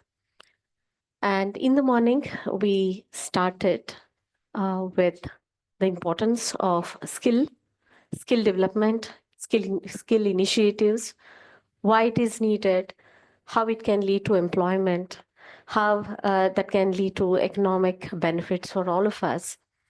And I had a brief 5 minutes intervention in the morning where I did try to say as to why it needs to be, we need to take a well thought out step towards skill development. And so just tried intervening as to why capability building would need more than just skill development. So today, because the last one session took us into a different direction. What we started off in the morning to what it came by evening is something very, very satisfactory. And I think these are the kind of discourse we needed through the day. And I compliment Professor Chaudhary for having put together all this for all of us. So now that we are starting half an hour late, I think I will just very quickly speak a few things that I have in mind. And if at all, because the last session anyway had a lot of scope for discussion already, and we can close this particular session early. So yesterday, day before yesterday, I was in Mumbai at IIT Bombay for a discussion on global citizenship education and education. And we were around 7-8 scholars who sat together, discussed about it. And as I was driving back, I was driven by one of my cousins. And he was asking, what do you people do in research in education? And I was just, he said, he's from the corporate world. And he was asking, I said, no, see, now, tomorrow we are going to discuss about skill development. So what? I said, yes, skill development and education. I tried in very brief explaining to him. He is from the corporate. He said, look, someone will have to drive the truck. This was just like very casually said, see, someone will have to drive the truck. And my question to him was, will you? And he just looked at me and he just gave one look and he just started driving again. So why would I? Then I said, why should someone in that case? If you think, why would I, driving your car, then why should someone else? Then he had his explanation. No, there are some, the world is divided between some people. There are some thinkers, there are some doers. This is a very typical. And of course, I tried my best to have a conversation with him because I couldn't have left it just there. Because there's no point in discussing among only the like-minded. Generally, we do this mistake. We discuss our ideas only among our own like-minded people. I think all of us are in agreement that education needs to be emancipatory, and the emancipatory education needs to bridge the skills and knowledge and the attitudes. I think all of us are in consensus on certain things. But do we have these conversations with people who are not even aware of these conversations? And therefore, I decided to extend this conversation with him. Though I'm not going to present to you what the rest of the conversation was and how I tried convincing him that these conversations do matter.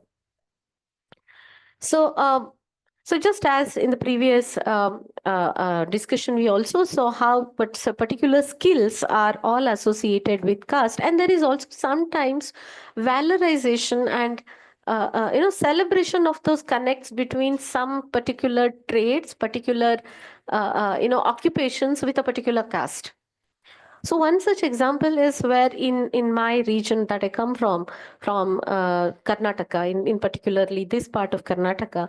So you have this huge, all across Manipal. I come from Manipal. All across Manipal, you'll find this very fancy unisex salons. Okay, and most of them are all run by the really very famous hair what they call artists now. They are called as artists, but then there is one person who says, no, you should come to me because I come from that barber caste. And there is this, the local community believes in that. No, you go there, and if you get your hair cut by somebody from that caste, then your hair will grow better. Okay, I tried that. Nothing happened. But but then these are kind of beliefs.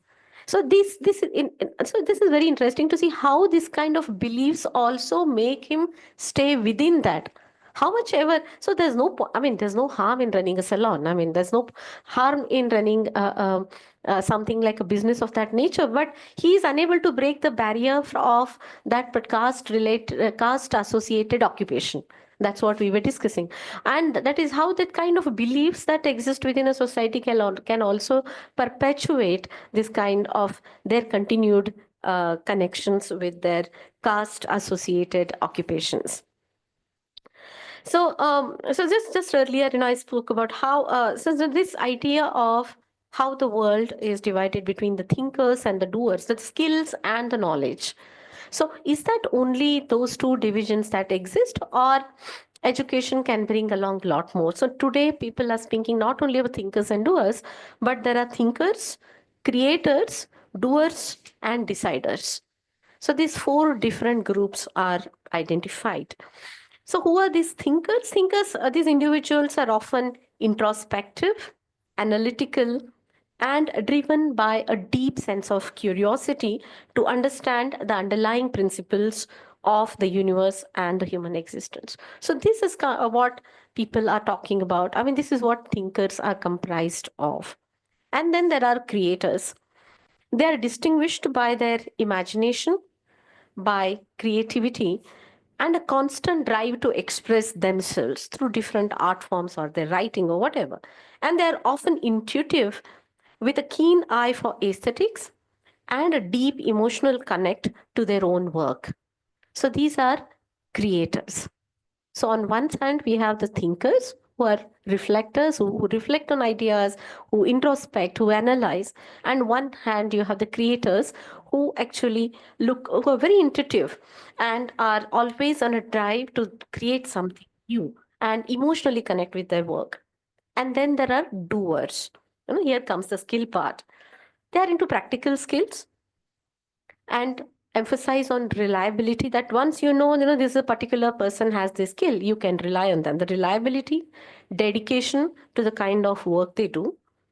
They have a strong work ethic. So they know this is my work, this is what I will do.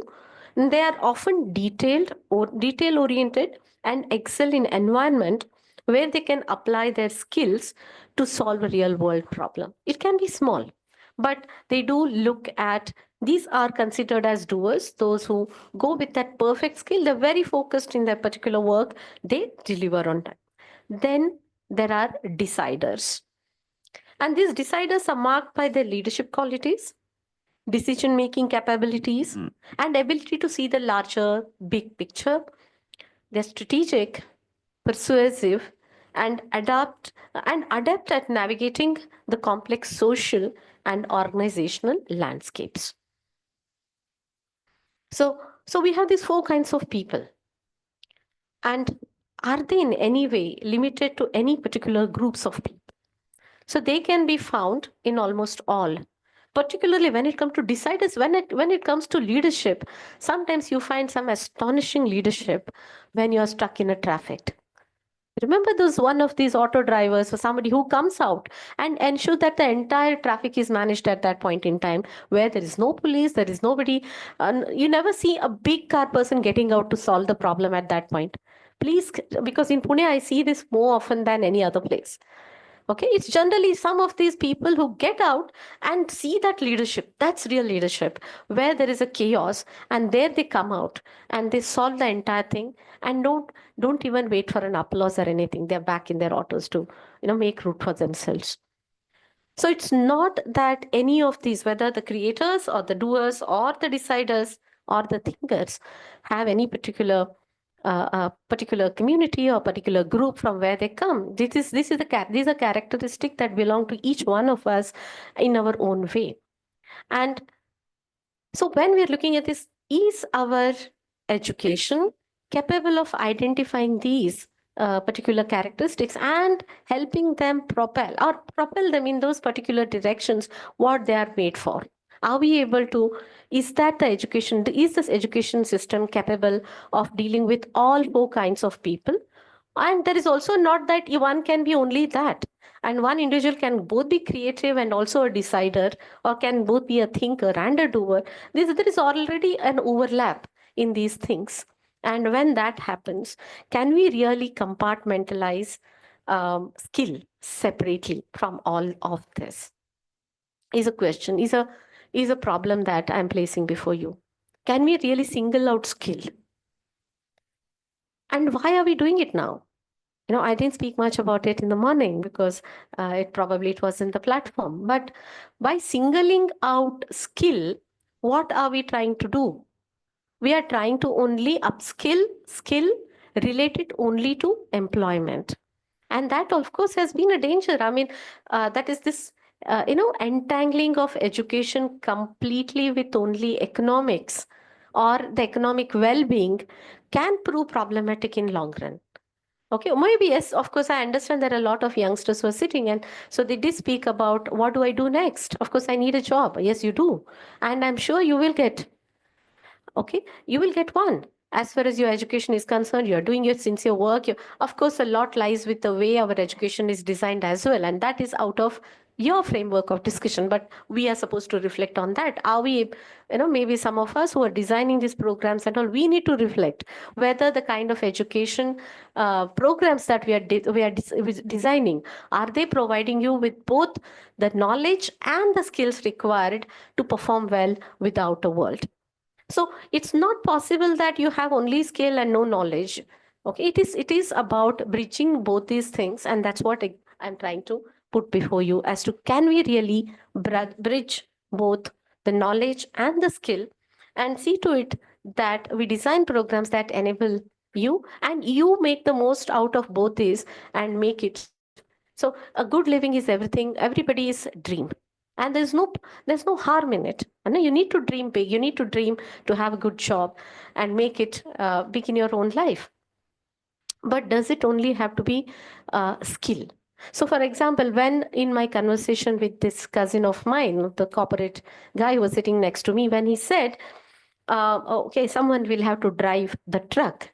I said, how do you imagine a driver of a truck who is able to reflect, who is able to think through, who is able to fight for his own rights, somebody who can fight for and knows his own responsibilities on road, off road, for the nation, for his own family, for himself, is also very well aware of his rights. He said, that sounds dangerous. And for corporate, yes, he was almost like an embodiment of corporate for me sitting next to me. He said, no, that sounds dangerous. So you see how the other world is looking at these developments. So they are not willing to provide someone who's into skill with the other skills that are there, are required for critical thinking, critical reflection, and something that can also bring in societal changes. So what I recommend is only thing that can make us go ahead is the integration of knowledge, skills, and attitudes. Many people have spoken about it. It's nothing new. But psychologists have also done some very fascinating work. I don't know if there are any psychologists here. They have something called, when it comes to integration of knowledge and skills, they have identified something like a low road, high road, or transformative integration. Maybe this is something, even I found it very fascinating when I read about it. What is low road integration? Integration of skills and knowledge. So the low road integration can be conceptualized as a process in which knowledge and skills are increasingly connected by the means of practice towards automatic performance. That means at one time you have acquired knowledge to do a particular thing. But after that, you don't need any updation in that knowledge, neither in the skill, but you go on doing something as a mere practice. You don't nearly have any kind of an updation in what you're doing. So that's one. And the high road integration requires reflection in and on the action besides practice. So from low road integration of skill and education, skill and knowledge, we now move on to the high road integration where there is need for a reflection. However, this reflection is instrumentalist. In the sense, it has a particular option. You want to change this, your acquired knowledge aligns with your skill, but you have some level of reflection, not because that to an extent that you can transfer the skills to something else. For example, this is reflective, however, it is instrumental and address the same and it says learners are able to abstract and detach information from its context and are able to apply it in another context. So the skill is not just there within you, but you are able to abstract it and apply it in other. So that's a high road integration of knowledge, which means you need a higher level of knowledge even to move towards this high road integration of knowledge and skill. So then they have moved to say there is something called as a transformative integration, where the knowledge that you have accumulated over years is able to help you transfer, not only transfer these skills, but maybe create another skill that can actually help you navigate through the real world problems and find solutions to some of them. So that is a transformative integration of skill and knowledge. And then at the same time, if you look at UNESCO's pillars of learning. So I'm trying to put together all these things, and I'll complete very, very quickly. I'll not take a lot of time. So if you look at UNESCO's pillars of learning are based on Jacques Delors' pillars of learning. Jacques Delors was this former European Commission president, and his pillars of learning formed basis for UNESCO's 4 pillars of learning, in which they talk about learning to know, learning to do, learning to live together, and learning to be. It's a beautiful way of putting across, and very happy that UNESCO has based its pillars of learning on that of Delos. And so learning to know, learning to do, learning to live together, and learning to be.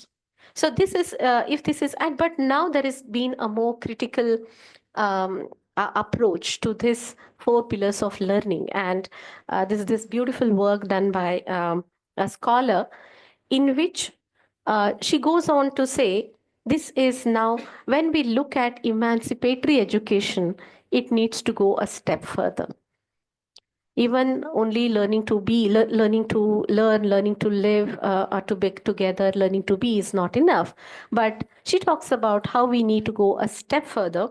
And she talks about learning to collectively mobilize. So this is probably what aligns with Baba Saheb's vision of education. If we are looking at emancipatory education, what she talks about is learning to collectively mobilize, learning to live in a common world, which is so very important. Learning to live in a common world, this is a shared resource, it's a shared where everybody is equal. Learning to attend and to care. This is mostly about about the care ethics, that brings. But most importantly is learning to study, inquire, and co-construct together.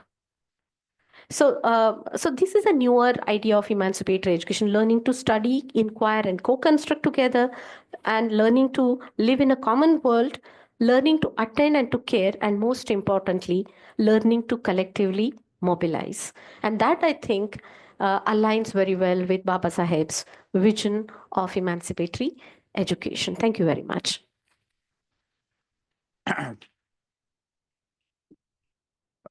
Thank you, Professor Inamdar. You have raised really very important and significant philosophical issues. And in that context, I would like to just say that nowadays we are living in the 3 kinds of world. We are living in the post-globalization era, where the role of the state is very, very important. Its role is crucial in shaping the society, economy, and polity. So whether state is active or a state is indifferent in deciding, implementing, working out different welfare scheme, developmental scheme. So that is the world in which we are living, the post-globalization. Second, we are also living in the era of post-truth, where, in fact, the post-truth refers to a situation in contemporary politics where facts have lost their significance in public discourse. So facts are not important. And we don't care about truth. So what is manifested, what we see on the TV, that becomes more, our reality. In fact, in a way, we have been living in the virtual reality. So we are not engaging with the open structure of the social, economic, political reality. We don't want to confront, in fact, or engage with the hard reality. So that is the post-truth era, in which we are also living. And third era, and that is more contemporary, we have been living in the post-COVID era. So the COVID era has taught us what is the significance of education and what is the importance of health. So these are the three major eras through which we have been undergoing. And what has happened that in these periods, in these eras, of course, skills or skill development, higher education, we cannot, disintegrate this from our living social, economic, and political life. We cannot keep it away, thinking about that. But the issue is this, and I would like to just, remember Immanuel Kant. Just we celebrated his 300 years birth centenary. So he also talked about practical education.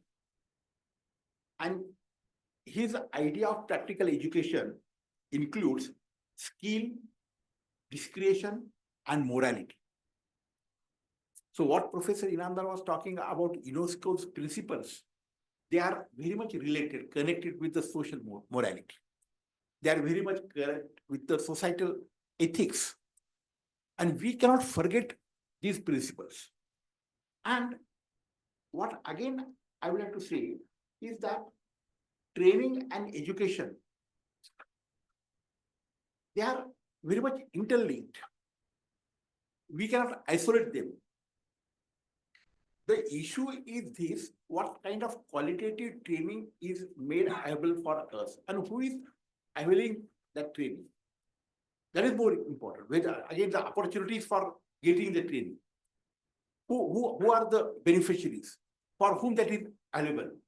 Of course, the government talks about that, there are startups, Sarva Shiksha Abhiyan, universalization education. But again, what is the reality?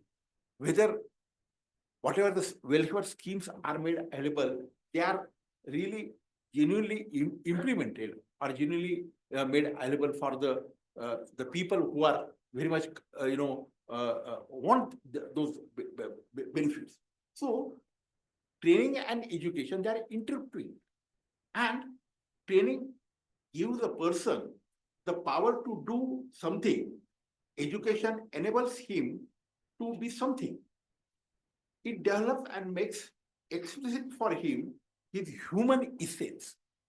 So the human essence is, again, we have to think again and again. While training will give a person the capacity to live a useful life, about which Professor Khandagale has said, useful for himself and the community. Education will enable him to live a life which is worth living. So these societal values are, of course, very much important, and they have got, again, more relevance. They are relevant even today when we are living in the complex world of post-globalization, post-truth, or post-COVID phenomena.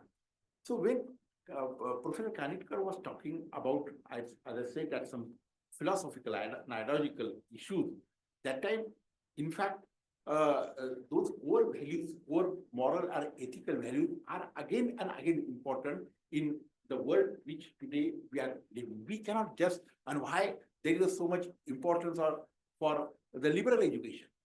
So why? Because that liberal education, instills ethical or moral values. John Dewey talked about those moral values. Dr. Ambedkar talked about those ethical principles. Even Immanuel Kant talked about those, moral principles. So we can just go away from these principles when we are trying to impart the skills which are required for the society. And when we talk about the liberation, and that liberation is, in fact, education is for the liberation. But again, from what? Education for liberation aims to transform the hierarchical relationship that have been shaped by dominant cultures. So there is a social hierarchy, there is an economic hierarchy, and these hierarchies are dominated by certain social classes, by certain political classes, by certain economic classes. So when we talk about an emancipatory agenda of education, then we cannot ignore this social dominance, economic dominance, and political dominance. And to be aware about these three aspects of dominance, yesterday, at the Jaipur Literary Festival, Nobel laureate Venki Ramakrishnan has made very, very, I would say, soul-searching statement. And it is really relevant today. Just yesterday he spoke, and what he said, I will just quote him. Scientists alone cannot make decisions that affect us all. We cannot leave technocrats. In the words of one famous technocrat, to move fast and break things. Rather, we need the humanities, literature, philosophy, and history to provide us with the framework to grapple with the moral, ethical, and social implications of scientific advances we are making. It is only together that we can decide on a way forward. So we cannot ignore these liberal values, these ethical values, although it is true that in today's times, contemporary time, student has become commodity, education has become business, and educational institutions, they have become marketplaces. And what is missing? What is missing? The knowledge. So again, what is more important to relook, to critically understand the significance of education in many dimensions. And I think that was the purpose when Professor Ajay Chaudhary and Professor Hemangi Kadlak organized this, and their team organized this workshop. It was not only for reminding us about the significance or importance of the skill education or entrepreneurship. That is important because the society keeps advancing economically, of course. And as I said just 10 minutes ago, that it is an economy that decides everything. So we cannot just ignore that. But when we are talking more about economy, when we are emphasizing about economy, when Dr. Inamdar has talked about an emancipatory agenda, how we can bridge these two. And the purpose of education is in emancipation, liberation. And liberation or emancipation is not just confined to a few classes or few individuals. It has got a universal way. And we always talk about education in the universal terms. And I think the strength of this workshop was, in deliberating these issues in a very serious and sincere manner. I would like to congratulate the organizers for organizing this seminar workshop, and I'm also very much thankful to the organizer for inviting me for this session. Thank you very much.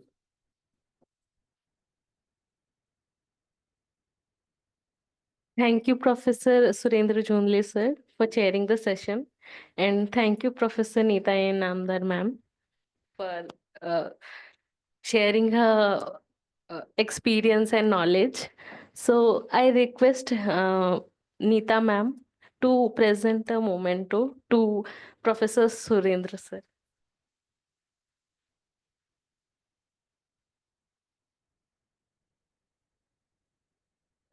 Thank you.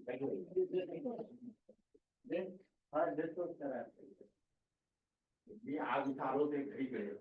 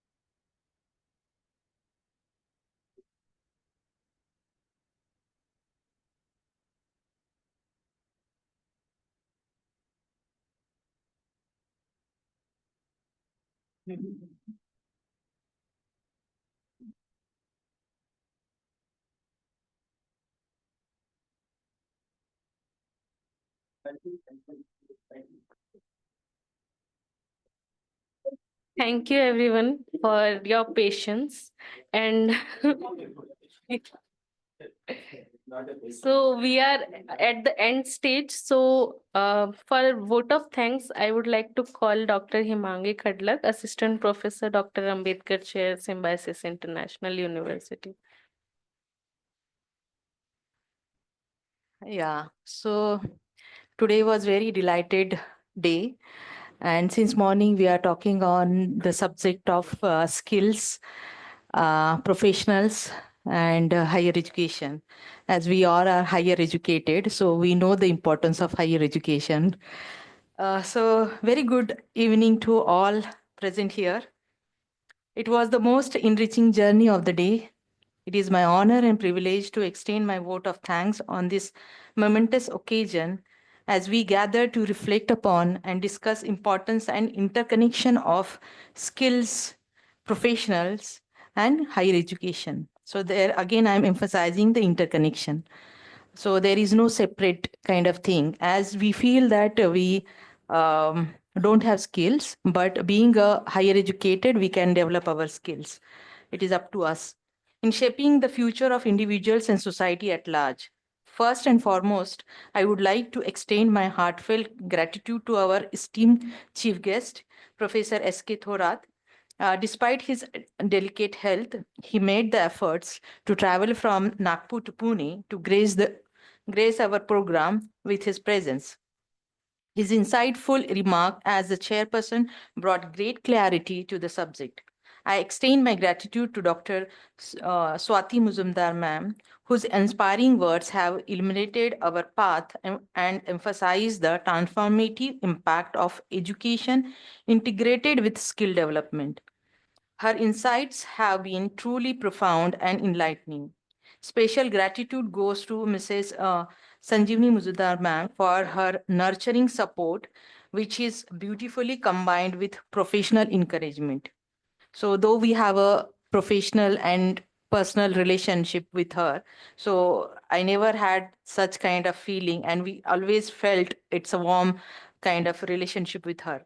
So heartfelt gratitude to Professor Jyoti Chandiramani ma'am for her invaluable guidance and unwavering support and constant encouragement. And I'm really grateful, like where where she feels that there is a gap, she asks us to fill, and it's really important. And we try our best to fill that gap. So our sincere thank you to Professor Neeta Inamdar ma'am for her unwavering guidance, support, and encouragement. A heartfelt thank you to Professor Avinash Fulzale sir for his enthusiastic collaboration in organizing the Interchair program at Symbiosis. This partnership is not only enriching the gathering, but also pave the way for future opportunities to work together on various subjects and even projects. A warm thank you to Dr.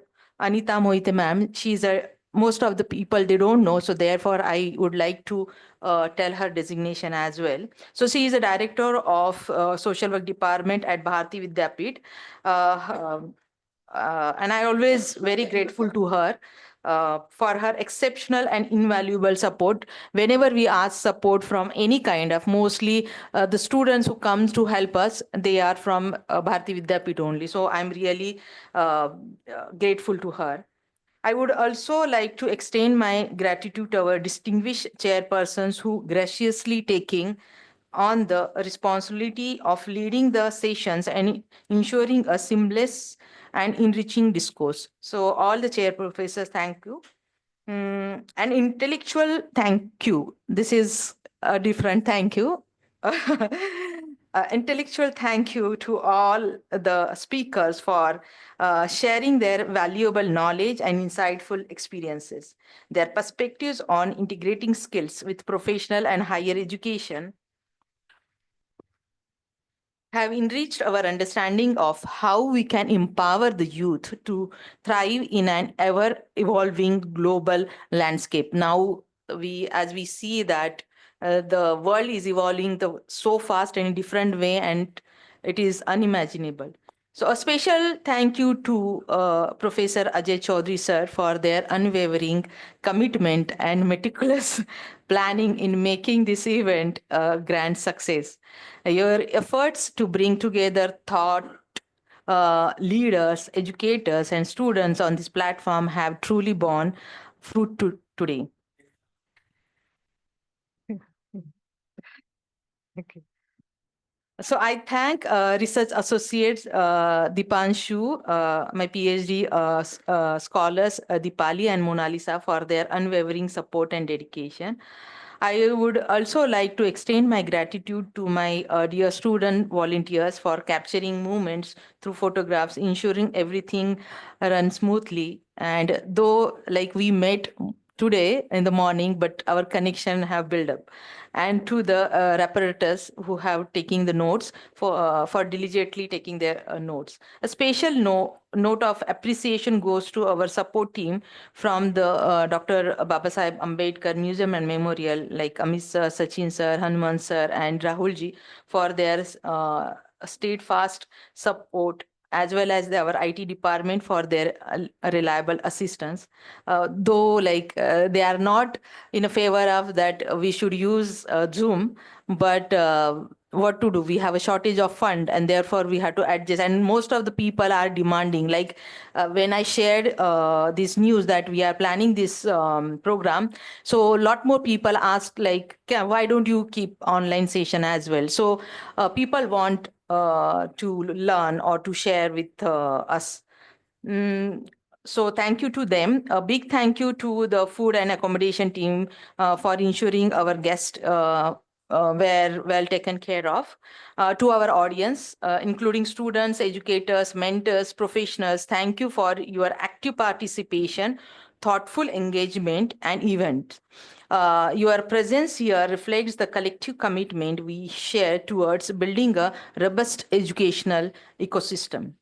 I hope I have conveyed my heartfelt gratitude to everyone. If I have unintentionally mentioning someone, please consider this a sincere thank you to all as well. As we conclude, let us carry forward the spirit of this event, recognizing that the convergence of skills, professional training, and higher education is the key to building a brighter, inclusive, and more innovative future. Thank you all. I wish you all and continue success and growth. Thank you. Yeah, now it is a team. Please proceed for the tea. Yes. Can we have one group photo? We can have the one. Yeah, please.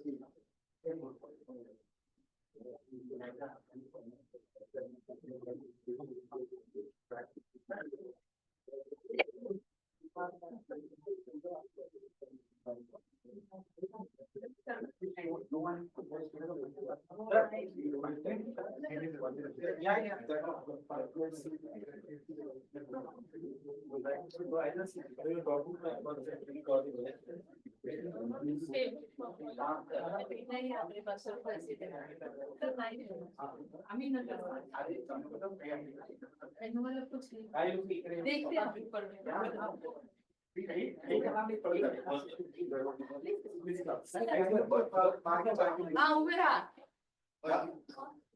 मारते नाही. ए जा ना मुलांनो काय चला चला लवकर या.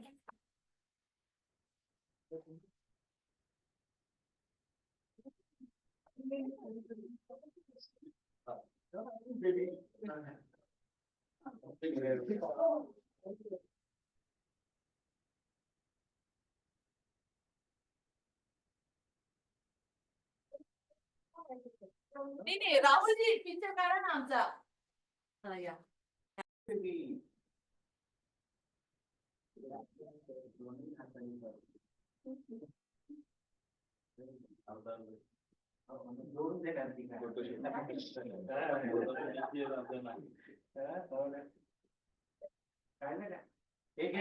थांबा थांबा थांबा.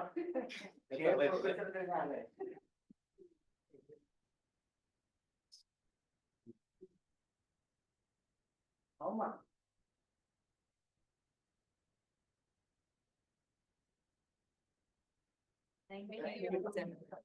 टी आता टी ला आता. टी चांगलीच आहे.